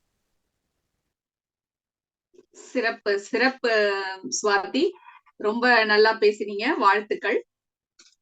இப்ப என்ன பண்ணாங்க, சுவாதி போற போக்குல என்னையும் புடிச்சு உள்ள இழுத்து போட்டு போயிருக்காங்க. இப்ப நடுவர் உட்கார்ந்து இருக்காங்களே, நம்ம எல்லாரும் பேசுறத ரிவ்யூ பண்ணி தான் தீர்ப்பு சொல்ல போறாங்க அப்படின்னு. என்ன மட்டும் இல்ல, திருவள்ளுவரையும் பிடிச்சு உள்ள எழுதிருக்கிறாங்க. அதாவது திருவள்ளுவர் சொன்னாரு அப்படின்னு சொன்னீங்களே குறள், அப்ப நன்றி மறப்பது நன்றன்றுன்னு சொன்னாரே, என்ன நன்றின்னு சொன்னாரா அப்படின்னு கேட்டிருக்கிறாங்க. அடுத்து சினிமா வந்து ஒரு பொழுதுபோக்கு மட்டும் இல்ல, அதுல இருந்து பல விஷயங்கள்ல நம்மளும் கத்துக்கிறோம், பார்த்து தெரிஞ்சுக்கிறோம். அண்டு குழந்தைங்களும் முக்கியமா தெரிஞ்சுக்கிறாங்க. அதுவும் குழந்தைங்க எப்பயுமே வந்து கெட்ட வார்த்தை பேசுறது இல்ல, கேட்ட வார்த்தை தான் பேசுறாங்க அப்படின்னு சொல்லியிருக்கிறாங்க. அடுத்து யாராவது ஆன்லைன் ஷாப்பிங் பண்ணும் பொழுது அந்த ப்ராடக்ட் ரிவ்யூ பார்க்காம வாங்குறீங்களா அப்படின்னு ஒரு கேள்விய ஆணித்தரமா கேட்டிருக்கிறாங்க. அடுத்து ஜூக்கு போறதுனா கூட நீங்க ரிவ்யூ பார்த்துட்டு தானே போறீங்க.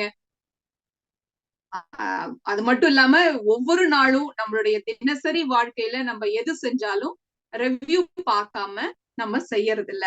அடுத்து ஓடிடில யாராவது அந்த ஸ்டார் ரேட்டிங் பார்க்காம மூவி பாத்தீங்களா? இப்ப இந்த கொரோனா டைம்ல லாக்டவுன்ல எல்லாரும் வீட்டுல இருந்தோம், வெளியில யாரும் போக முடியல. அப்ப வீட்டுல குழந்தைங்களை வச்சுட்டு மூவி பாக்குறோம் அப்படின்னா ரேட்டிங் இல்லாம யாராவது வந்து மூவி பாத்தீங்களா அப்படின்னு கேட்டாங்க. நான் இந்த மாதிரி ஒரு பட்டிமன்றம் கேட்டேன். அதுல வந்து ஒரு பேச்சாளர் ரொம்ப வேடிக்கையா சொன்னாங்க, ஓடிடில ஓட்டி ஓடுற படத்துக்கு கூட நம்ம வந்து ரேட்டிங் பாக்குறோம் அப்படின்னு சொல்லிட்டு அந்த மாதிரி சொல்லியிருக்கிறாங்க நம்ம சுவாதி. சிறப்பு சுவாதி, ரொம்ப நல்லா பேசுனீங்க. அடுத்து இல்லைங்க, இவங்க சொன்னதை என்னால இன்னமும் ஏத்துக்க முடியல.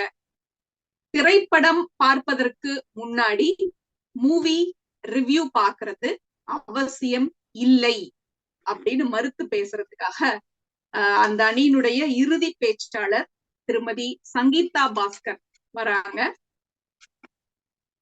அவங்க இன்னமும் ரொம்ப உறுதியா தான் இருக்கிறாங்கன்னு நினைக்கிறேன் நானு. சங்கீதா பாஸ்கர், அப்படிதானே சங்கீதா? இப்போ சங்கீதாவை பத்தி சொல்லணும்னா, சங்கீதா சவுத்தன்ல வசிக்கிறாங்க. 17 வருடங்களாக யூகேயில் இருக்காங்க. தமிழுக்கு அமுதென்று பேர், தமிழென்ப தமிழெங்கள் உயிருக்கு நேர் அப்படின்னு பாரதிதாசன் சொல்ற மாதிரி தமிழை தாய்மொழியாக கொண்டதில் கர்வம் கொண்டவர். இலக்கண இலக்கிய விதிகளுக்குட்பட்ட மரபு மொழியின் மேல் இவங்களுக்கு ஒரு மிரட்சி இருந்தாலும் அதையும் தாண்டி தமிழின் மேல் பற்று கொண்டவர். சிறு வயதில் இவருக்கு தோன்றிய அச்சத்தை போக்குவதற்காக இவருடைய தாத்தா பழனி அவர்களும் தலைமை ஆசிரியை பிரம்மக்குட்டி அவர்களும் பேச்சு போட்டிகளில் கலந்து கொள்ள செய்து வீரத்தமிழச்சியாக்கி இருக்காங்க இவங்கள. அவர்கள் இருவரையும் இன்றும் சங்கீதா நன்றியுடன் நினைவு கூர்கிறார். இவங்க முத்தமிழ் அகாடமி நடத்திய பாரம்பரிய சமையல் போட்டியில் பங்கு பெற்று சிறுதானியத்துல பர்கர் செய்து அசத்தியவர். அனைவராலும் பர்கர் சங்கீதா என்று அன்புடன் அழைக்கப்படுபவர். இந்த பட்டிமன்றத்திற்கு பிறகு பேச்சாளர் சங்கீதாவாக வலம் வருவார் என்பதில் ஐயமில்லை. வாங்க சங்கீதா, உங்களுடைய வாதத்தை முன்வையுங்கள். திரைப்படம் பார்ப்பதற்கு முன் மூவி ரிவ்யூ அவசியம் இல்லை அப்படின்னு பேச வராங்க சங்கீதா. வாங்க. நடுவர் திருமதி எஸ்ஓ அவர்களுக்கு இவ்வளவு அருமையா என்னை பத்தி ஒரு இன்ட்ரோடக்ஷன் கொடுத்ததுக்கு முதல்ல நன்றி சொல்லிக்கிறேன். மற்றபடி என்னுடைய சக பேச்சாளர்களுக்கும் இந்த காணொலியை கண்டு மகிழும் அனைத்து தமிழ் உள்ளங்களுக்கும் எனது முதல்கண் வணக்கத்தை தெரிவித்துக் கொள்கிறேன். எதிர் அணியினருக்கும் இந்த காணொலியை பார்த்திருக்கிற அத்தனை பேருக்குமே நான் உன்னை முதல்ல தெரிவுபடுத்த ஆசைப்படுறேன். என்ன அப்படின்னா, ஆன்லைன் மூவி ரிவ்யூவை பத்தி மட்டும்தான் நம்ம இங்க பேசிக்கிட்டு இருக்கோம். அதாவது சோசியல் மீடியால மணிக்கணக்குல நமக்கு ரிவ்யூ கொடுக்குற அந்த ஒரு விவாதத்தை பத்தி மட்டும்தான் நம்ம பேசுறோம். நம்மளோட ஃப்ரெண்ட்ஸ் கிட்ட கேட்கறது, இல்ல ரிலேஷன்ஸ் கிட்ட கேட்கறது, தெரிஞ்சவங்க கிட்ட கேட்டு இது பண்ற ரிவ்யூவை பத்தி மட்டும் இங்க பேசல அப்படின்றத நான் தெளிவுபடுத்த விரும்புறேன். அதுக்கப்புறமா எதிரணியினர்ல எல்லாரும் குழந்தைங்களை இது பண்றது, மென்டல் ஹெல்த், இந்த மாதிரி இதெல்லாம் சொல்லியிருக்காங்க. ஏதோ இந்த அணியில இருக்கிறவங்க எல்லாம் எங்க குழந்தைங்களாம் எப்படின்னா போகட்டும், எதை நான் பார்க்கட்டும் அப்படின்னு விட்டுடுற மாதிரி பேசுறாங்க. நாங்களும் அப்படி இல்லைங்க. எங்க குழந்தைங்களுக்கும் எது நல்லது எது கெட்டதுன்ட்டு யோசிச்சு முடிவெடுக்கிற பேரண்ட்ஸ் தான் நாங்களும். ஆனா நம்பகத்தன்மை வாய்ந்த சொல்ற அந்த கருத்துக்களை மட்டும் நம்பி நாங்க எங்க குழந்தைங்களுக்கு எது நல்லது எது கெட்டது அப்படின்றத முடிவெடுக்கிறோம். ஏன்னா ஒரு படத்தை ஒரு போர்ட் ஆஃப் பீப்புள் சர்டிஃபை பண்ணி நமக்கு அடல்ட்ஸ் மூவி, சில்ட்ரன் மூவி அழகா இப்ப 12+, 15+, 18+ எல்லா வகையா நமக்கு பிரிச்சு கரெக்டா நம்ம எதை பார்க்கணும், எந்த மாதிரி நம்ம குழந்தைங்களுக்கு அது எந்த வயசுக்கு தகுந்த படங்களை நம்ம கூட்டிட்டு போகணும் அப்படின்றத அழகா ஒரு போர்ட் ஆஃப் பீப்புள் சர்டிஃபை பண்ணி நமக்கு சொல்றாங்க. சோ நாங்க அதை நம்பி அதுக்கு ஏத்த மாதிரி எங்க குழந்தைகளை தயார்படுத்தி கூட்டிட்டு போறோம். இவங்க என்ன பண்றாங்க, யாரோ ஒருத்தவங்க சொல்றத நாங்க நம்பகத்தன்மை வாய்ந்தவங்களை நம்பி போறோம். ஆனா இவங்க ஒரு நம்பகத்தன்மை இல்லாம என்ன அனுபவங்க இருக்கு, முதல்ல ஆன்லைன் மூவி ரிவ்யூ சொல்றவங்களுக்கு என்ன அனுபவம் இருக்கு, அவங்க மூவியை பத்தி படிச்சவங்களா, அந்த மூவி டெக்னீஷியன்ஸா, இல்ல என்ன அனுபவத்தை வச்சு அவங்க அந்த ரிவ்யூவை கொடுக்குறாங்க. அதை நம்பி நீங்களும் போறீங்க. உங்க குழந்தைங்களோட மென்டல் ஹெல்த் எல்லாத்தையுமே அவங்க கையில கொடுத்து நம்பி போறீங்க அப்படின்றது எனக்கு தெரியல. அடுத்து இந்த மூவி ரிவ்யூன்ற பேர்ல எல்லா கதையும் சொல்லிடுறாங்க. அடுத்தடுத்து சீன், இந்த சீன், அந்த சீன், இது வருது அது வருது இப்படின்றத எல்லாத்தையுமே சொல்லி ஒரு சுவாரஸ்யமே இல்லாம, நம்ம செல்வமீனா ரொம்ப அழகா சொன்னாங்க, டயப்பர் முதல் கொண்டு அதை கிளம்பி போறதுக்குள்ள அப்பா ஒரு போராட்டம், இவ்வளவு போராட்டம் பண்ணி போறது, கதையை தெரிஞ்சு ஒரு சுவாரஸ்யம் இல்லாம அத போயிட்டு வாப்பா இதான்ப்பா இதுதான்ப்பா நடக்க போகுது, இதுதான் அப்படின்னு தெரிஞ்சு போறதுல என்ன சுவாரஸ்யம் இருக்க போகுது? மூவி பத்தி தெரியாம இந்த மூவிய நம்ம பார்க்க போறோம், வாங்க கிளம்புங்க, என்ன ஐயோ நம்ம சீனை விட்டுற போறோம், வாங்க ஃபாஸ்டா போகணும், தொடங்கிட போகுது அப்படின்ற ஒரு ஆர்வத்தோட போறது நல்லா இருக்குமா? எல்லாத்தையும் தெரிஞ்சுட்டு இது இந்த சீன் தான்ட்டு தெரிஞ்சுட்டு போறது சுவாரஸ்யமா இருக்குமா அப்படின்றது எனக்கு தெரியல. அடுத்து ஃபர்ஸ்ட் ஷோ பாக்குற எக்ஸ்பீரியன்ஸ எதிரணியினர் அனுபவிச்சிருக்காங்களா அப்படின்றது தெரியல. ஏன்னா இவங்க எப்ப மூவி ரிவ்யூ வரும் அதை நான் கேட்டுட்டு அது நல்லதா கெட்டதா அப்படின்னு பார்த்துட்டு தான் போவேன்ட்டு உட்கார்ந்து இருப்பாங்க. நான் எந்த ஒரு ஹீரோ ஹீரோயின் பேஸ் இல்லாத ஒரு சாதாரண ஒரு மூவிய பாக்குற ஒரு ஆளு. சோ எனக்கே எப்படி இருக்கும்னா ஃபர்ஸ்ட் டே அதை போய் பாக்குற அந்த ஆர்வம். ஏன் அப்படின்னா கூட இருக்கிறவங்க சுத்தி ஆரவாரம் பண்றது, கை தட்டுறது, அந்த எக்ஸ்பீரியன்ஸ பாக்குறது, அது நான் ரொம்ப ரசிச்சு இது பண்ணுவேன். சோ இதுக்காக நான் அடுத்தவங்களோட ஒப்பீனியனை கேட்டுட்டு வெயிட் பண்ணாம நானே என்னோட சொந்த முடிவுல போயிட்டு அதை நல்லா என்ஜாய் பண்ணுவேன். அதே மாதிரி எதிரணியில சுவாதி ரொம்ப நல்லா சொன்னாங்க, இந்த மாதிரி நீங்க ஒரு ப்ராடக்ட்டுக்கு ரிவ்யூ பார்க்காம வாங்குறீங்க அப்படின்னா நான் கண்டிப்பா பார்ப்போங்க, ரிவ்யூ பார்ப்போம். ஏன்னா ஒரு ப்ராடக்ட் வாங்குறோம் அப்படின்னா அதோட ஆயுட்காலம் ஜாஸ்தி. அது நம்மளோட நிறைய நாள் வந்து வரப்போகுது. அதனால அது நல்லதா கெட்டதா அப்படின்றத பார்ப்போம் கண்டிப்பா. ஆனா மூவின்றது ஒரு 2.5 மணி நேரம் ஒரு சந்தோஷத்துக்காக போறது. அந்த சந்தோஷத்துக்காக போறதுக்கு நாங்க எதுக்கு மணிக்கணக்குல உட்கார்ந்து அடுத்தவங்க சொல்றத கேட்டுட்டு இருக்கணும்? அதே மாதிரி ஸ்வாதியே வந்து கிளியரா சொல்லிட்டாங்க. சீப்பு வாங்கினா பொட்டு வச்சா எனக்கு நல்லா இருக்குமா அப்படின்றத விட எனக்கு நான் வச்சேன்னா அது வந்து அடுத்தவங்க என்ன வந்து எப்படி பாராட்டுவாங்க அப்படி அடுத்தவங்க என்ன சொல்லுவாங்க அடுத்தவங்க என்ன சொல்லுவாங்கன்னு நினைச்சு நினைச்சு நினைச்சு வாழறவங்களுக்கு அடுத்தவங்களோட கருத்து தான் முக்கியமா படுது. இப்ப இருக்கிற சோசியல் மீடியா வந்துட்டு என்னோட சக பேச்சாளர் வித்யா சொன்ன மாதிரி இப்ப இருக்கிற சோசியல் மீடியா ஒரு குப்பைங்க.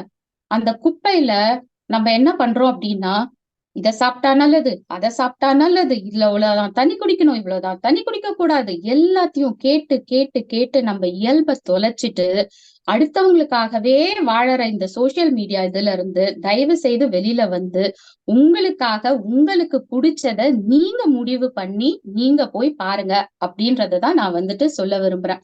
நமக்கு பிடிச்ச விஷயங்களை பண்ணும்போது நமக்கு வந்து ஸ்ட்ரெஸ் வந்து குறைஞ்சிரும் அப்படின்னு சொல்றாங்க. நம்மள ஸ்ட்ரெஸ்ஸ குறைக்கிறதுக்காக தான் நம்ம ஒரு படத்துக்கே போறோம்.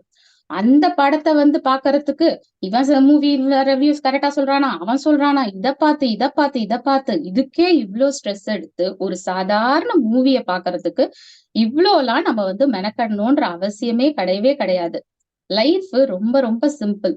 ரொம்ப பிளான் பண்ணி அது நடக்கலன்னும் போதுதான் நமக்கு ரொம்ப மன வருத்தம் ஸ்ட்ரெஸ் எல்லாமே வருது. சோ அதனால ஃப்ரீயா விட்டுட்டு லைஃப் வந்து as it comes as it goes அந்த மாதிரி அதோட ஃப்ளோ பண்ற மாதிரி நீங்க போனீங்க அப்படின்னா இன்னும் ரொம்ப நல்லா இருக்கும். உங்க வாழ்க்கை உங்க கையிலன்ட்டு மத்தவங்க சொன்ன மாதிரி உங்களோட ரசனைய வந்து மத்தவங்க கையில அடகு வச்சுட்டு போகாம உங்களுக்கு பிடிச்ச விஷயங்களை நீங்க சந்தோஷமா என்ஜாய் பண்ணுங்க, லைஃபை என்ஜாய் பண்ணுங்க அப்படின்ட்டு சொல்லி இந்த வாய்ப்பை எனக்கு கொடுத்த முத்தமிழ் அகாடமிக்கு மிகுந்த நன்றியை தெரிவிச்சுட்டு விடைபெறுகிறேன். நன்றி, வணக்கம்.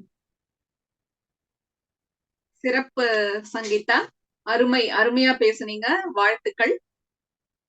இப்ப சங்கீதா பேசும்போது எடுத்த உடனே ஒரு விஷயத்தை தெளிவுபடுத்திட்டாங்க. இப்ப நம்ம மூவி ரிவ்யூன்னு சொல்றதே ஆன்லைன்ல எல்லாரும் பண்ற மூவி ரிவ்யூ தான். கலர் கலரா சட்டை போட்டுட்டு வந்து ஸ்கிரீன் முன்னாடி நின்னு ரிவ்யூ பண்றாங்களே அத பத்தி தான் பேசுறோம். நம்ம ஃபேமிலி கிட்ட கேட்கறதையோ அல்லது ஃப்ரெண்ட்ஸ் கிட்ட கேட்கறத பத்தியோ நம்ம வந்து இங்க பேசல அப்படின்னு சொன்னாங்க. அடுத்து நாங்க வந்து எதை நம்பி போறோம்னா நம்பகத்தன்மை வச்சு முடிவு எடுக்கிறோம். இந்த படம் நல்லா இருக்கும் நல்லா இருக்காது, இதை பார்க்கலாம் பார்க்க வேணாம். நாம் எதை வச்சு அப்படின்னா ஒரு போர்ட் ஆஃப் பீப்புள் உட்கார்ந்து சர்டிஃபை பண்ண மூவி அது. அதை நம்பி நாங்க போறோம். மற்றவங்களுடைய பேச்சை கேட்டு நாங்க போகலாமா வேணாமான்னு முடிவெடுக்கலன்னு சொன்னாங்க.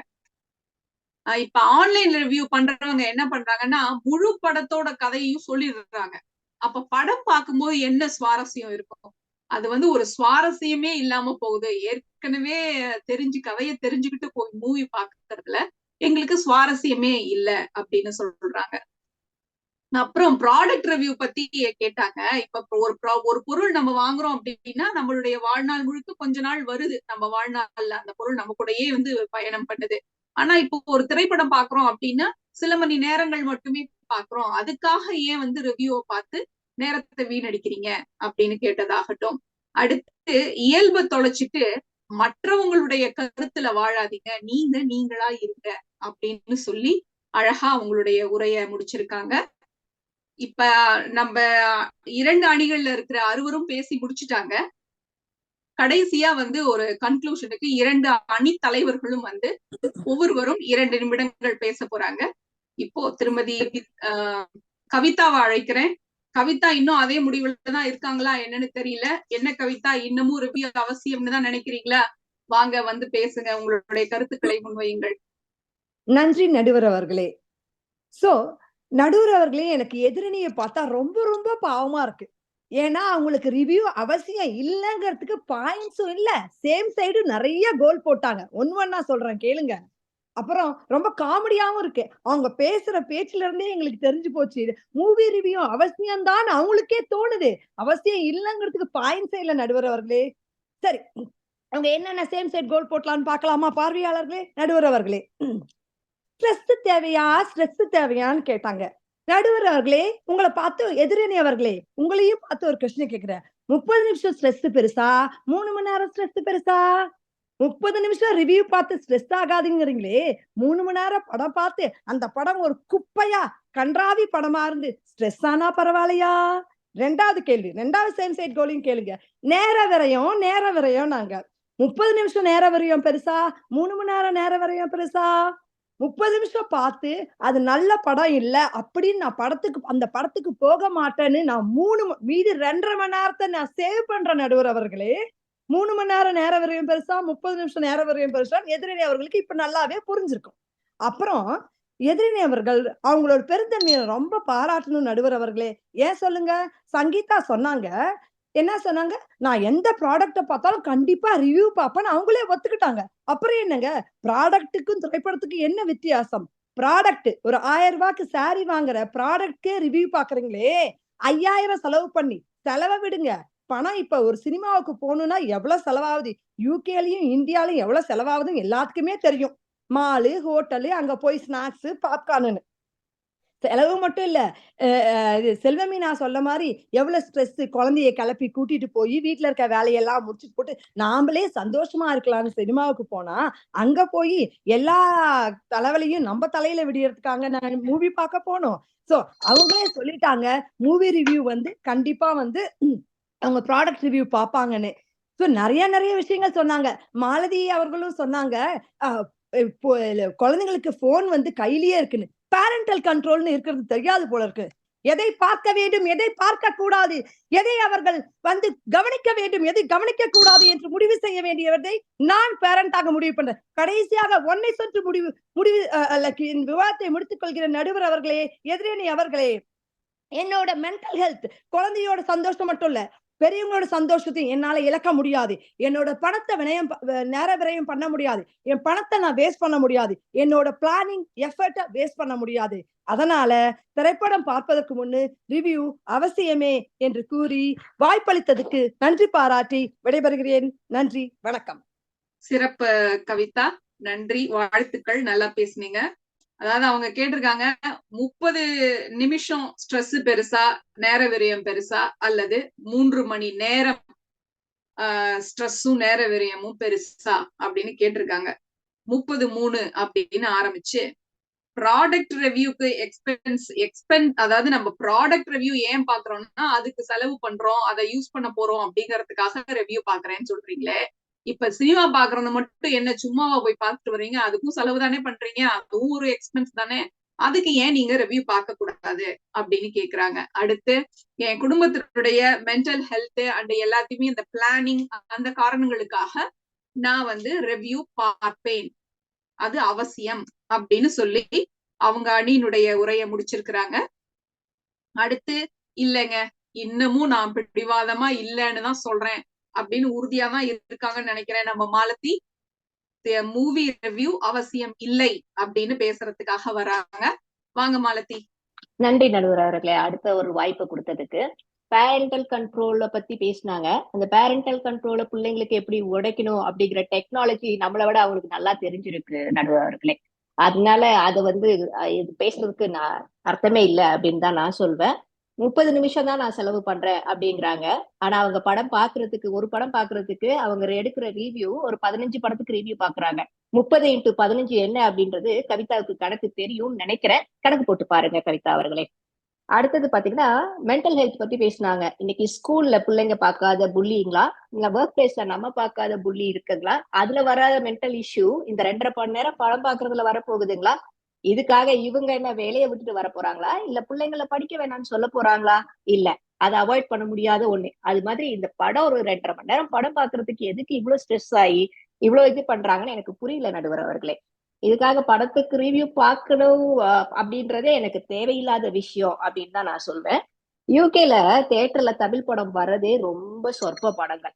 அதுலயும் இவங்க ரிவ்யூ பாக்குறேன், அதை பாக்குறேன், இதை பாக்குறேன்னு சொல்லிட்டு நிறைய படங்களை மிஸ் பண்றாங்க. இது எப்படி இருக்குன்னா, ஒரு சாப்பாட்டை கண்ணுல பார்த்த உடனே ஐயா இது நல்லா இருக்காது அப்படின்னு பல பேர் பல நல்ல விஷயங்களை மிஸ் பண்ணிட்டு போறாங்க. அதுல இருக்க சத்துக்களா இருக்கட்டும், இதா இருக்கட்டும். அதே மாதிரி எவனோ சொல்றான் அப்படின்றதுக்காக ஐயோ இந்த படம் நல்லா இருக்காது அப்படின்னு அந்த தியேட்டர் எக்ஸ்பீரியன்ஸ்ன்றதே நம்மளுக்கு எப்பயோ ஒரு தடவை வாழ்க்கையில வருது நடுவர்கள யூகேல.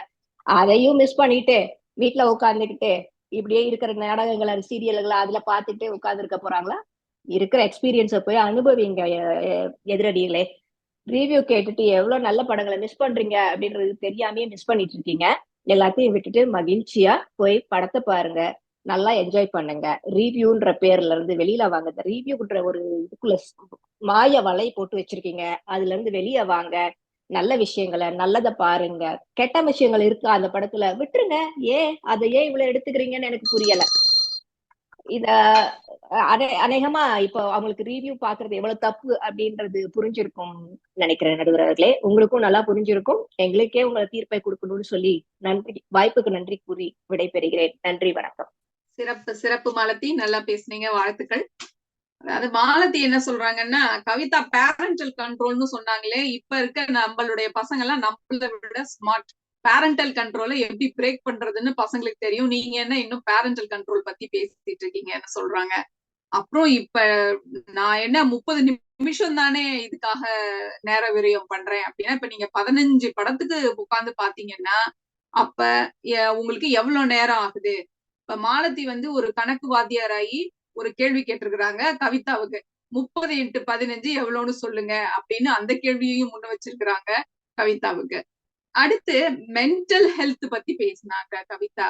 இப்ப தினசரி வாழ்க்கையில நம்மளுடைய குழந்தைங்க எவ்வளவோ மென்டல் ஹெல்த் ப்ராப்ளங்களை வந்து ஃபேஸ் பண்றாங்க. ஸ்கூல்லையாகட்டும் அல்லது வீட்லயாகட்டும் அல்லது வெளியில போற இடங்கள் எல்லா இடத்துலயும் வந்து அவங்களுக்கு இந்த பிரச்சனைங்க இருக்கு. படம் பாக்குறனாலதான் அந்த பிரச்சனை இருக்கு அப்படின்ட்டு இல்ல அப்படின்னு சொல்றாங்க.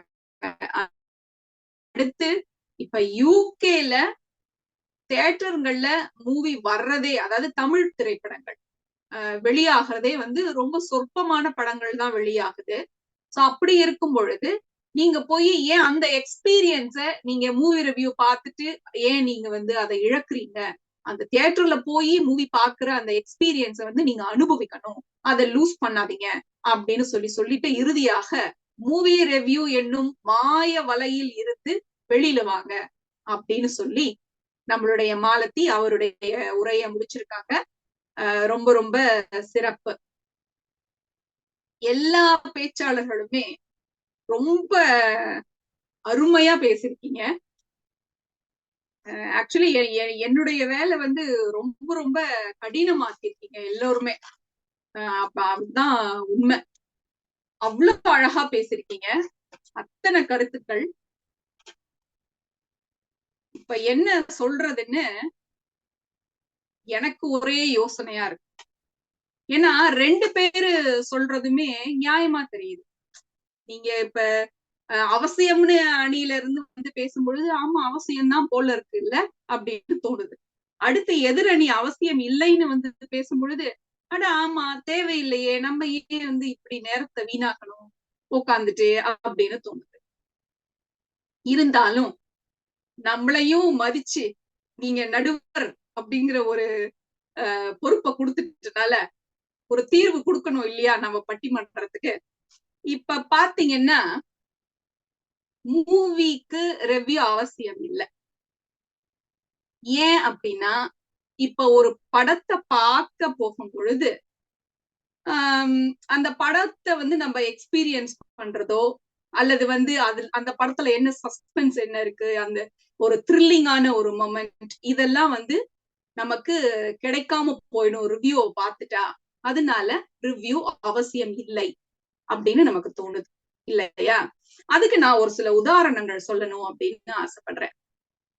ஒரு உச்ச நடிகர் நடிச்ச படம் அது.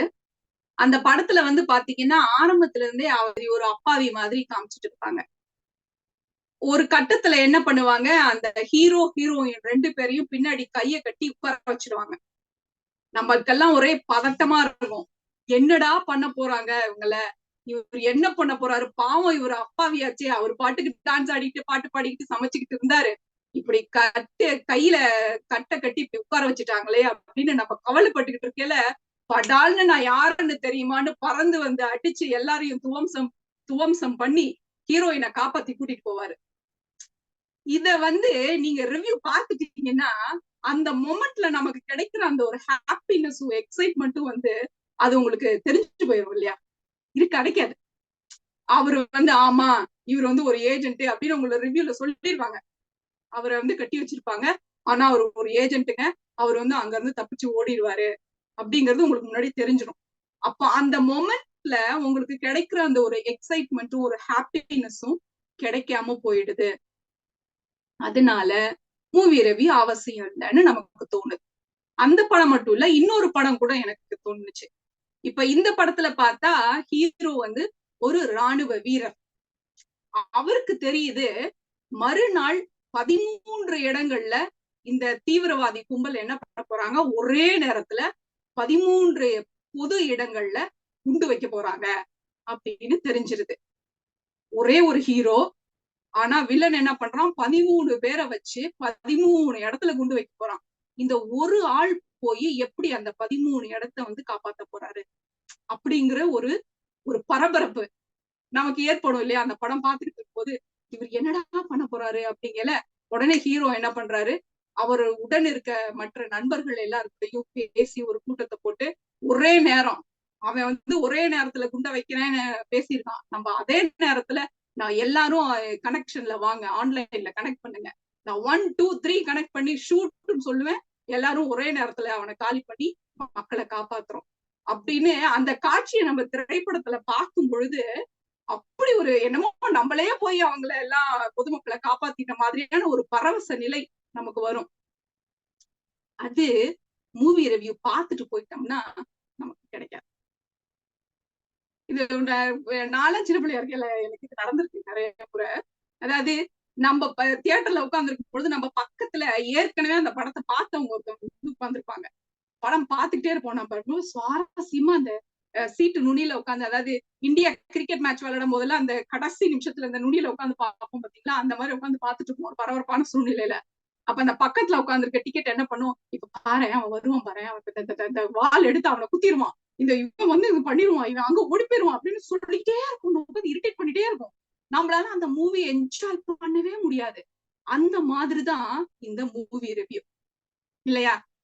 ஏற்கனவே உங்களுக்கு ஸ்கெட்ச் போட்டு கொடுத்துட்றாங்க, இது நீங்க நடக்க போகுது, இது பண்ண போறான், இது இதெல்லாம் பண்ண போறாங்க அப்படின்னு உங்களுக்கு தெரிஞ்சிடுறதுனால அந்த மூவிய வந்து உங்களால முழுசா எக்ஸ்பீரியன்ஸ் பண்ண முடியல, அனுபவிக்க முடியல. அந்த ஒரு என்ன சொல்றது, ஒவ்வொரு இமோஷன்ஸையும் நம்மளால வந்து என்ஜாய் பண்ண முடியாம போயிடுது இந்த மூவி ரிவ்யூனால. அதனால வந்து மூவி ரிவ்யூ அவசியம் இல்லை அப்படின்னு நமக்கு தோணுது. அடுத்து இன்னொரு படம் கூட எல்லாரும் மூவி ரிவ்யூ வேணாம் அப்படின்னு சொல்லிட்டு இருக்கும் பொழுது எனக்கு இன்னொரு படம் கூட ஞாபகம் வந்தது. இது வந்து முழுக்க முழுக்க புதுமுகங்கள் நடிச்ச படம். நாங்க வந்து பார்த்தோம். மூவி ரிவ்யூ அதெல்லாம் எதுவும் இல்ல, சும்மா ஏதோ புதுமுகங்களா நடிச்சிருக்காங்களே பார்க்கலாம் அப்படின்னு சொல்லிட்டு பார்த்த பொழுது அந்த படத்துல அந்த கதாநாயகன் என்ன பண்ணுவாரு, விளையாடும் பொழுது அவருக்கு அடிபட்டுரும், பேசுனதை திருப்பி திருப்பி பேசிட்டு இருப்பாரு. ரொம்ப சுவாரஸ்யமான திரைப்படம் அது. அந்த படம் வந்து மூவி ரிவ்யூ எல்லாம் பார்த்து போகல, புதுமுகங்கள் நடிக்கிறாங்க நம்ம பார்க்கலாம் அப்படின்னு சொல்லி போகும் பொழுது அந்த ரிவ்யூ பார்க்காம போனதுனால அந்த படத்தை அவ்வளோ ரசிக்க முடிஞ்சது. என்னதான் கடைசியில ஆக போகுது, என்னதான் ஆகும், கல்யாணம் ஆகுமா ஆகாதா, என்னதான் ஆக போகுது அப்படிங்கிற மாதிரியான ஒரு ரொம்ப நல்லா இருந்தது அந்த திரைப்படம் பார்த்த அனுபவம் எனக்கு இன்னும் ஞாபகம் இருக்கு.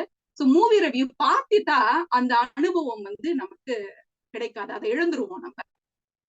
அதனால மூவி ரிவ்யூ அவசியம் இல்ல அப்படின்னு நமக்கு தோணுது இல்லையா?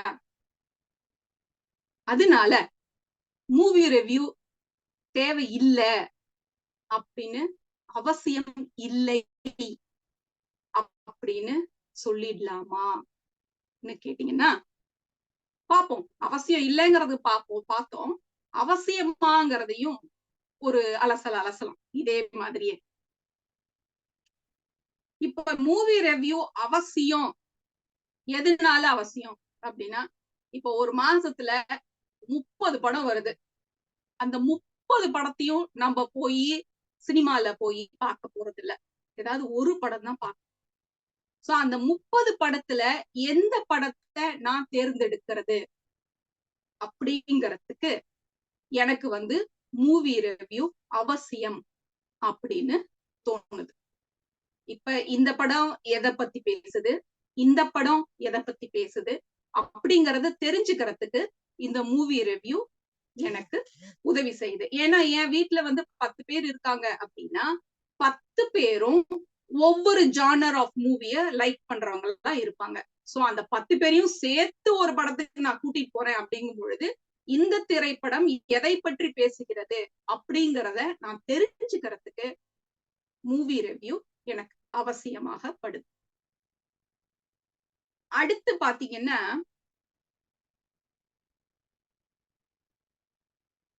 இப்போ நம்ம செல்வமீனா சொன்னாங்க இல்லையா, இப்ப மூவி போறதுன்னா வந்து பட்ஜெட் ஃபேமிலியா இருந்தாங்கன்னா நம்ம பாட்டுக்கு போய் எல்லா படத்தையும் போய் பார்த்துட்டு வந்துட முடியாது. இப்போ ஒரு படம் போனா நம்ம டிக்கெட்டுக்காக மட்டும் செலவு பண்றது இல்ல, அதுவும் நம்ம ஃபேமிலியோட போறோம்னு வச்சுக்கோங்க. இப்போ ஒரு குழந்தை மட்டும் இருக்கு, அந்த குழந்தைய கூட்டிட்டு ஒரு சினிமாவுக்கு போறோம் அப்படின்னா அதுக்கு ஒரு பாக்கெட் பாப்கார்னை வாங்கி கொடுத்து ஒரு டிக்கெட் எடுத்துட்டு நம்ம போய் உட்காந்துடலாம். இப்ப 4-5 குழந்தைங்க இருந்துச்சுன்னா பாடு திண்டாட்டம் தான். ஒண்ணு சாக்லேட் கேட்கும், ஒண்ணு பாப்கார்ன் கேட்கும், ஒண்ணு சிப்ஸ் கேட்கும், ஒண்ணு ஐஸ்கிரீம் கேட்கும். இப்ப அது ஐஸ்கிரீம் வாங்கணும்னா இதுக்கு ஐஸ்கிரீம் வாங்கணும்னு தோணும். சோ இந்த மாதிரி பல பிரச்சனைகள் வந்து எக்கனாமிக்கலி நிறைய பிரச்சனைகளை நம்ம வந்து ஃபேஸ் பண்ண வேண்டியிருக்கு. அது எல்லாத்தையும் நம்ம பட்ஜெட்ல சேர்த்துக்க வேண்டியிருக்கு.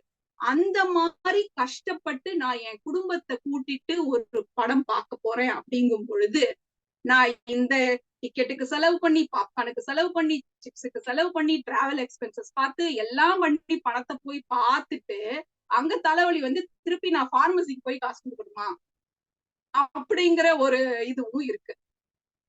சோ இந்த எனக்கு இந்த பட்ஜெட் ஃபேமிலியா நான் ஒரு படம் பார்க்கணும் அப்படின்னு நான் முடிவெடுக்கல. எனக்கு வந்து இந்த மூவி ரிவ்யூ அவசியமாக படுது அப்படின்னு நமக்கு தோணுது. அடுத்து இன்னொன்னு சொன்னாங்க, மென்டல் ஹெல்த். குழந்தைங்களுடைய மென்டல் ஹெல்த் ரொம்ப ரொம்ப வந்து எனக்கு முக்கியமா தோணுது அப்படின்னு சொன்னாங்க. அது வந்து வெரி வேலிட் பாயிண்ட். ஏன்னா இப்ப இருக்க படங்கள் வந்து இப்ப நம்ம எல்லாம் பாத்தீங்கன்னா நமக்கெல்லாம் வந்து வெரி பிளஸ்டு சைல்ட்ஹுட் நம்மளோடதெல்லாம். நம்ம பார்த்த திரைப்படங்கள்லாம் எப்படின்னு பாத்தீங்கன்னா எல்லாருமே நல்லவங்க, நல்லது மட்டுமே நடக்கும். எப்பயாவது யாராவது அந்த சினிமால எத்தனை பேர் இருந்தாலும் அதுல ஒரு வில்லன் மட்டும் இருப்பான். அந்த ஒரு வில்லன் மட்டும் கடைசியில சண்டை போட வருவான். கடைசியில ஹீரோ போய் அந்த வில்லனை ஜெயிச்சிருவாரு. அந்த நிறைய ஃபீல் குட் மூவிஸ் வந்தது நம்ம எல்லாம் வந்து குழந்தைங்களா இருக்கும் பொழுது. பட் இப்ப பாத்தீங்கன்னா திரைப்படங்கள் அந்த மாதிரி வருதா, ஃபீல் குட் மூவிஸ் இருக்கா அப்படின்னு கேட்டீங்கன்னா அந்த அளவுக்கு இல்ல. நிறைய வந்து கொலை, கொள்ளை, ரத்தம் தெரிக்கிற மாதிரியான காட்சிகள், நிறைய நம்ம சுவாதி சொன்ன மாதிரி இந்த கெட்ட கெட்ட வார்த்தைகள் எல்லாம் பேசுறது, அதெல்லாம் வந்து ஒரு ட்ரெண்டிங்கா மாதிரி வச்சுக்கிட்டு அந்த மாதிரி திரைப்படங்கள் வருது. சோ இந்த திரைப்படங்களை நான் போய் என் குழந்தைங்களுக்கு காமிக்க முடியுமா, காமிக்கலாமா, வேண்டாமா அப்படிங்கறத நம்ம வந்து முடிவு பண்றதுக்கு நமக்கு மூவி ரிவ்யூ தேவை அப்படின்னு படுது. அடுத்து வந்து இன்னொன்னு பாத்தீங்கன்னா, இங்க நம்ம யூகேல இருக்கோம் இல்லையா, நம்ம குழந்தைங்களுக்கு பெருசா நம்ம வெளியில எல்லாம் கூட்டிட்டு போறோம் அப்படின்னா என்ன கூட்டிட்டு போறோம், ஏதாவது இந்த கெட் டுகெதர், பர்த்டே பார்ட்டிஸ், அந்த மாதிரியான ஒரு பொங்கல் விழா, தீபாவளி ஃபங்க்ஷன், அந்த மாதிரிதான் கூட்டிட்டு போறோம். அந்த மாதிரியான அனுபவங்கள் தான் நம்ம குழந்தைங்களுக்கு இருக்கு.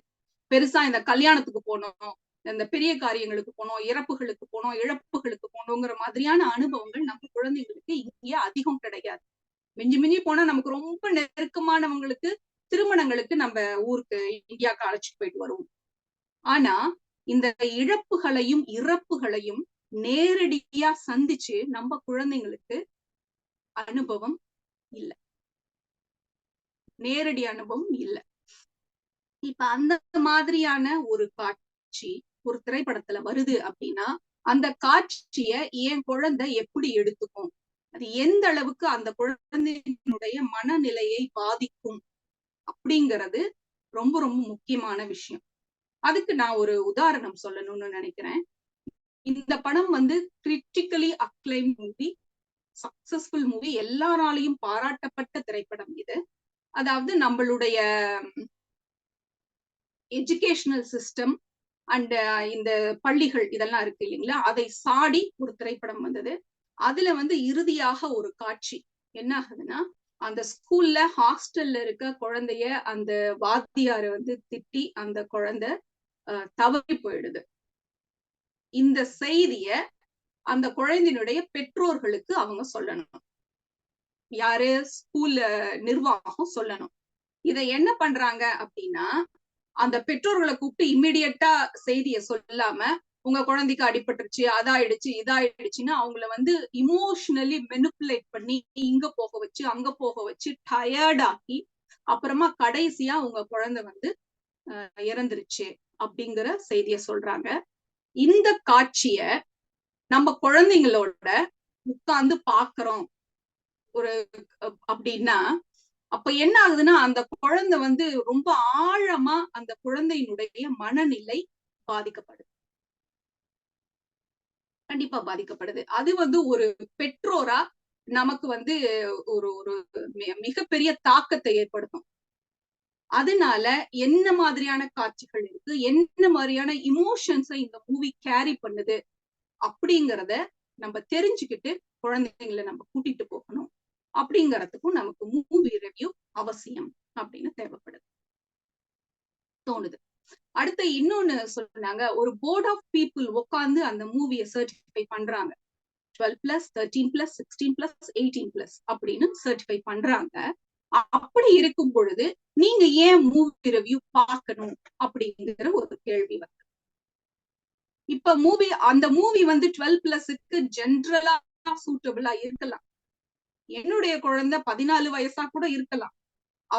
அந்த குழந்தை 14 வயதுடைய குழந்தையாக இருந்தாலும் அந்த 12+ மூவில காமிக்கிற விஷயங்கள் ஏன் குழந்தைக்கு அது உகந்ததா அப்படிங்கிறத நம்ம வந்து தெரிஞ்சுக்க வேண்டியிருக்கு.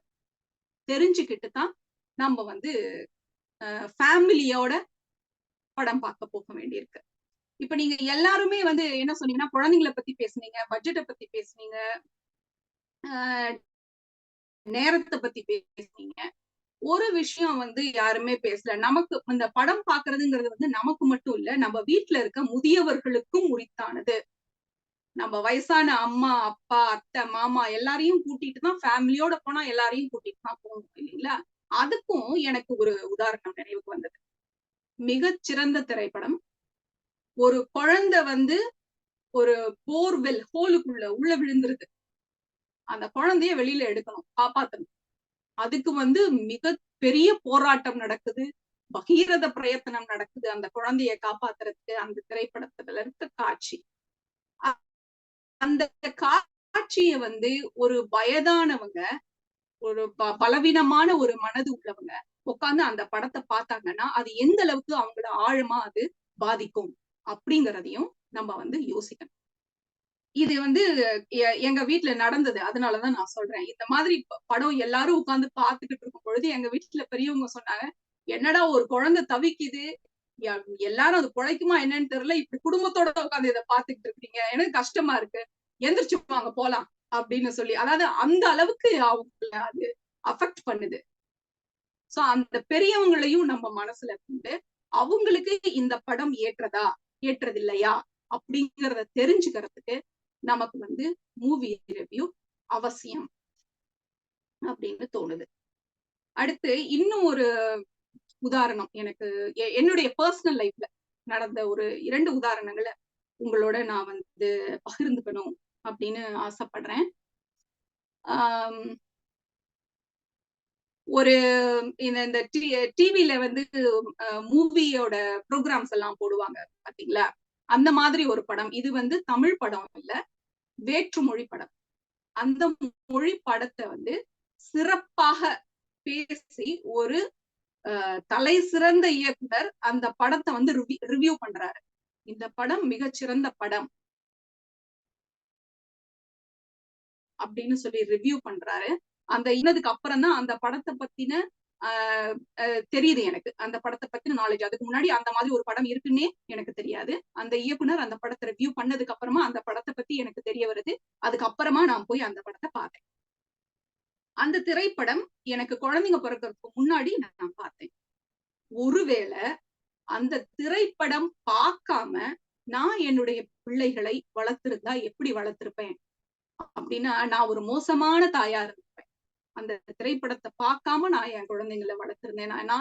நான் வந்து எப்பவுமே பாத்தீங்கன்னா சின்னதுல இருந்து எனக்கு எல்லாமே பெர்ஃபெக்டா இருக்கணும், கரெக்டா இருக்கணும். அது அப்படி இல்லைன்னா உடனே எனக்கு சட்டுன்னு கோவம் வந்துடும். நீ ஏன் இப்படி பண்ணல, இது ஏன் அப்படி பண்ணல, நீ ஏன் நெயில் கட் பண்ணல. நான் வந்து கல்யாணத்துக்கு முன்னாடி நான் டீச்சரா ஒர்க் பண்ணிட்டு இருந்தேன். ஸ்கூல்லயும் நான் ஒரு ஸ்ட்ரிக்ட் டீச்சர், ரொம்ப ஸ்ட்ரிக்டா இருப்பேன். ஆனா அந்த படம் பார்த்ததுக்கு அப்புறம் தான் எனக்கு ஒரு புரிதல் வந்தது. குழந்தைங்களுக்கு நீ என்ன செய்யணும்னு நினைக்கிறியோ அதையெல்லாம் அதுங்களுக்கு சொல்லி கொடுக்கறதோ, அல்லது நீ என்ன வரணும்னு எதிர்பார்க்கிறியோ அதை அந்த குழந்தைய செய்ய வைக்கிறதோ வந்து சிறந்த ஆசிரியர் பணி இல்ல, சிறந்த பெற்றோர் இல்ல. அந்த குழந்தையால என்ன முடியும், அந்த குழந்தைய நீ நினைக்கிறது செய்ய வைக்கணும்னா நீ எப்படி அதை அப்ரோச் பண்ணணும் அப்படிங்கிறத அந்த படம் சொல்லுது அப்படின்னு நான் அந்த ரிவ்யூ மூலமா தெரிஞ்சுக்கிட்டுதான் போய் நான் அந்த படத்தை பார்த்தேன். சோ அந்த படம் வந்து என்னுடைய வாழ்நாளுக்கும் ஒரு வாழ்க்கை பாடமா இருந்தது, இன்னமும் வாழ்க்கை பாடமா இருக்கு. சோ அந்த படம் வந்து எனக்கு அந்த ரிவ்யூ இல்லைன்னா எனக்கு தெரிஞ்சிருக்காது. அதை பார்க்கும் பொழுது நமக்கு ரிவ்யூ அவசியம்னு தோணுது. அடுத்து இன்னும் ஒரு உதாரணம் என்னன்னா, நான் பள்ளி பருவம் படிச்சுட்டு இருக்கும் பொழுது இந்த இயக்குனருடைய முதல் திரைப்படம், இப்போ அவர் மிக பிரபலமான இயக்குனர், அவருடைய முதல் திரைப்படம் வருது. அந்த இயக்குனர் வந்து அந்த நடிகருக்கும், அதாவது அவர் ஏற்கனவே அறிமுகம் ஆயிட்டாரு, ஆனாக்க அப்பதான் அந்த முழு நீள கதாநாயகனா நடிக்கிறாரு அந்த படத்துல. படம் ரிலீஸ் ஆகி ஃபியூ டேஸ் ஆச்சு, வீக் ஆச்சு, அந்த அளவுக்கு அந்த படம் போகல. ஆனா டிவிஸ்ல அந்த திரைப்படத்தை பத்தி திரை விமர்சனம் பண்றாங்க. அதுக்கு அப்புறமா பாத்தீங்கன்னா அந்த படம் அவ்வளோ சக்சஸ்ஃபுல்லா போச்சு. அண்ட் நானும் போய் அந்த படத்தை பாக்குறதுக்கான ஒரு வாய்ப்பு எனக்கு கிடைச்சது அந்த திரை விமர்சனத்தின் மூலமாக. அதன் மூலமா ஒரு மிகச்சிறந்த நடிப்பு, ஒரு மிகச்சிறந்த கதை, ஒரு மிகச்சிறந்த இசை, அதை எல்லாத்தையும் ரசிக்கிறதுக்கு ஒரு வாய்ப்பு எனக்கு கிடைச்சது. அப்போ இந்த மாதிரி நிகழ்வுகள் நடக்கும் பொழுது நமக்கு மூவி ரிவ்யூ அவசியம் அப்படின்னு தேவைப்படுது. அடுத்து இன்னொன்னு பாத்தீங்கன்னா, நான் ஏற்கனவே சொன்ன மாதிரி இந்த திரைப்படங்களை வந்து நம்ம எல்லாரும் ஜஸ்ட் ஒரு என்டர்டைன்மெண்ட் ஃபேக்டரா மட்டும் பாக்குறது இல்ல, குழந்தைகள் உட்பட்டு நான் சொல்றேன். நான்லாம் பாத்தீங்கன்னா, நாங்கெல்லாம் சின்ன வயசுல இருக்கும் பொழுது இந்த புதிய டிடி இருக்கும் இல்லையா, தூர்தர்ஷன்ல மகாபாரதம், ராமாயணம் அந்த மாதிரியான ப்ரோக்ராம்ஸ் எல்லாம் போடுவாங்க. எனக்கு இன்னும் ஞாபகம் இருக்கு. அந்த டிராமா எல்லாம் வரும்பொழுது என் தம்பி என்ன பண்ணுவான், ராமன் கிருஷ்ணன் எல்லாம் வரையில வில்லு வச்சுட்டு வருவாங்கல்ல, வேகமா அந்த டைம் 10 o'clock ஆகிறதுக்குள்ள வேகமா ஓடி போய் இந்த வெளியில கூட்டுற விளக்குமாறு இருக்கு பாத்தீங்களா, அந்த குச்சி தென்னங்கீத்த விளக்குமாறு வேகமா உருவி ஒரு சணல் எடுத்து கட்டி வில்லு மாதிரி செஞ்சு அதை மாட்டிட்டு வந்து நிமிர்ந்து உட்காந்து பார்ப்பான். சோ ஒரு திரைப்படம் வந்து குழந்தைய அப்படி பாதிக்குது, ஒரு என்டர்டெயின்மெண்டா வந்து பாக்குறது இல்ல பசங்க. பெரியவங்களுமே அத வந்து நம்ம ஒரு எக்ஸ்பீரியன்ஸ் பண்ணி அந்த கேரக்டரா நம்மள நினைச்சு அப்படிதான் பாக்குறோம். அப்படி போய் பார்க்கும் பொழுது நான் அந்த காமிக்கிற காட்சிகள், குழந்தைங்க பாக்குற காட்சிகள் எப்படி இருக்குங்கிறது நமக்கு வந்து முக்கியமா இருக்கு. இன்னொரு முக்கியமான ஃபேக்டர், நம்ம டிவில பாக்குறதோ போன்ல பாக்குறதோ வந்து வேற விஷயம். நீங்க சினிமாக்கு கூட்டிட்டு போய் அந்த பிக் ஸ்கிரீன்ல காட்டுறீங்க பாத்தீங்களா குழந்தைங்களுக்கு இந்த உருவங்களை, அது வந்து இட் லுக்ஸ் ரியல். இது படம், இது டிராமா அப்படின்லாம் அந்த குழந்தைங்களை வந்து யோசிக்க மாட்டாங்க. ஈவன் நமக்கே அப்படி இருக்காது, உண்மையிலேயே நடக்குது போலங்கிற மாதிரியான ஒரு பிம்பம் தான் நமக்கு வந்து ஏற்படுது. சோ அது வந்து அந்த நம்ம ஃபேமிலியோட போய் உட்கார்க்கும் பொழுது ஒரு சினிமாவை நீங்க பார்க்கல, ஒரு காட்சிய பாக்குறீங்க, நேர்ல நடக்கிற மாதிரி காட்டுறீங்க. சோ அப்போ வந்து என்ன மாதிரியான காட்சியை நம்ம பாக்குறோம், காட்டுறோம் அப்படிங்கிறது ரொம்ப ரொம்ப முக்கியமானதாக இருக்கு. அதனால அப்படி பார்க்கும் பொழுதும் நமக்கு மூவி ரிவ்யூ அவசியம் அப்படின்னு தோணுது. என்னங்க நீங்க முன்னாடி அவசியம் இல்ல அவசியம் அவசியம் இல்லைன்னு பாயிண்ட்ஸ் அடுக்குனீங்க, இப்ப அவசியம் அவசியம் அவசியம் பாயிண்ட்ஸ் எடுக்கிறீங்க. என்னதான் சொல்ல வர்றீங்க அப்படின்னு கேட்டீங்கன்னா, இப்ப என்னுடைய இது எல்லா பாயிண்ட்ஸையும் வச்சு பார்க்கும் பொழுதும், நீங்க பேசிய அனைத்து பாயிண்ட்ஸ்களையும் வச்சு பார்க்கும் பொழுதும் எனக்கு தோன்றது என்ன அப்படின்னா, இப்போ நம்ம குழந்தைங்களுடைய எதிர்காலம் நம்மளுடைய கையில இருக்கு இல்லையா? இந்த குழந்தை வந்து எப்படி வளர போகுது அப்படிங்கிற எதிர்காலம், அந்த குழந்தையோட எதிர்காலமும் ஆரோக்கியம் எல்லாமே நம்ம கையில இருக்கு. அது மட்டும் இல்ல, இன்றைக்கு நம்மளுடைய குழந்தைகள் தான் நாளைய சமுதாயம். சோ நாளைய சமுதாயத்தை ஆரோக்கியமா உருவாக்குறதுக்கான தார்மீக பொறுப்பும் நமக்கு இருக்கு. அப்போ இவ்ளோ பெரிய முக்கியமான பொறுப்பு இருக்கும் பொழுது இதுல நம்ம சான்ஸ் எடுக்க முடியாது. அதனால நம்ம ஒரு திரைப்படம் பார்க்க போறோம் அப்படின்னா நமக்கு மூவி ரிவ்யூ அவசியம் தேவைப்படுது. அதே போல இப்ப தடி எடுத்தவன எல்லாம் தண்டல்காரன் அப்படின்னு சொல்ற மாதிரி போனு கிடைச்சவங்க எல்லாரும் வந்து ரிவ்யூ பண்றோம் அப்படின்னு சொல்லிட்டு எல்லாரும் ரிவ்யூ பண்றாங்க.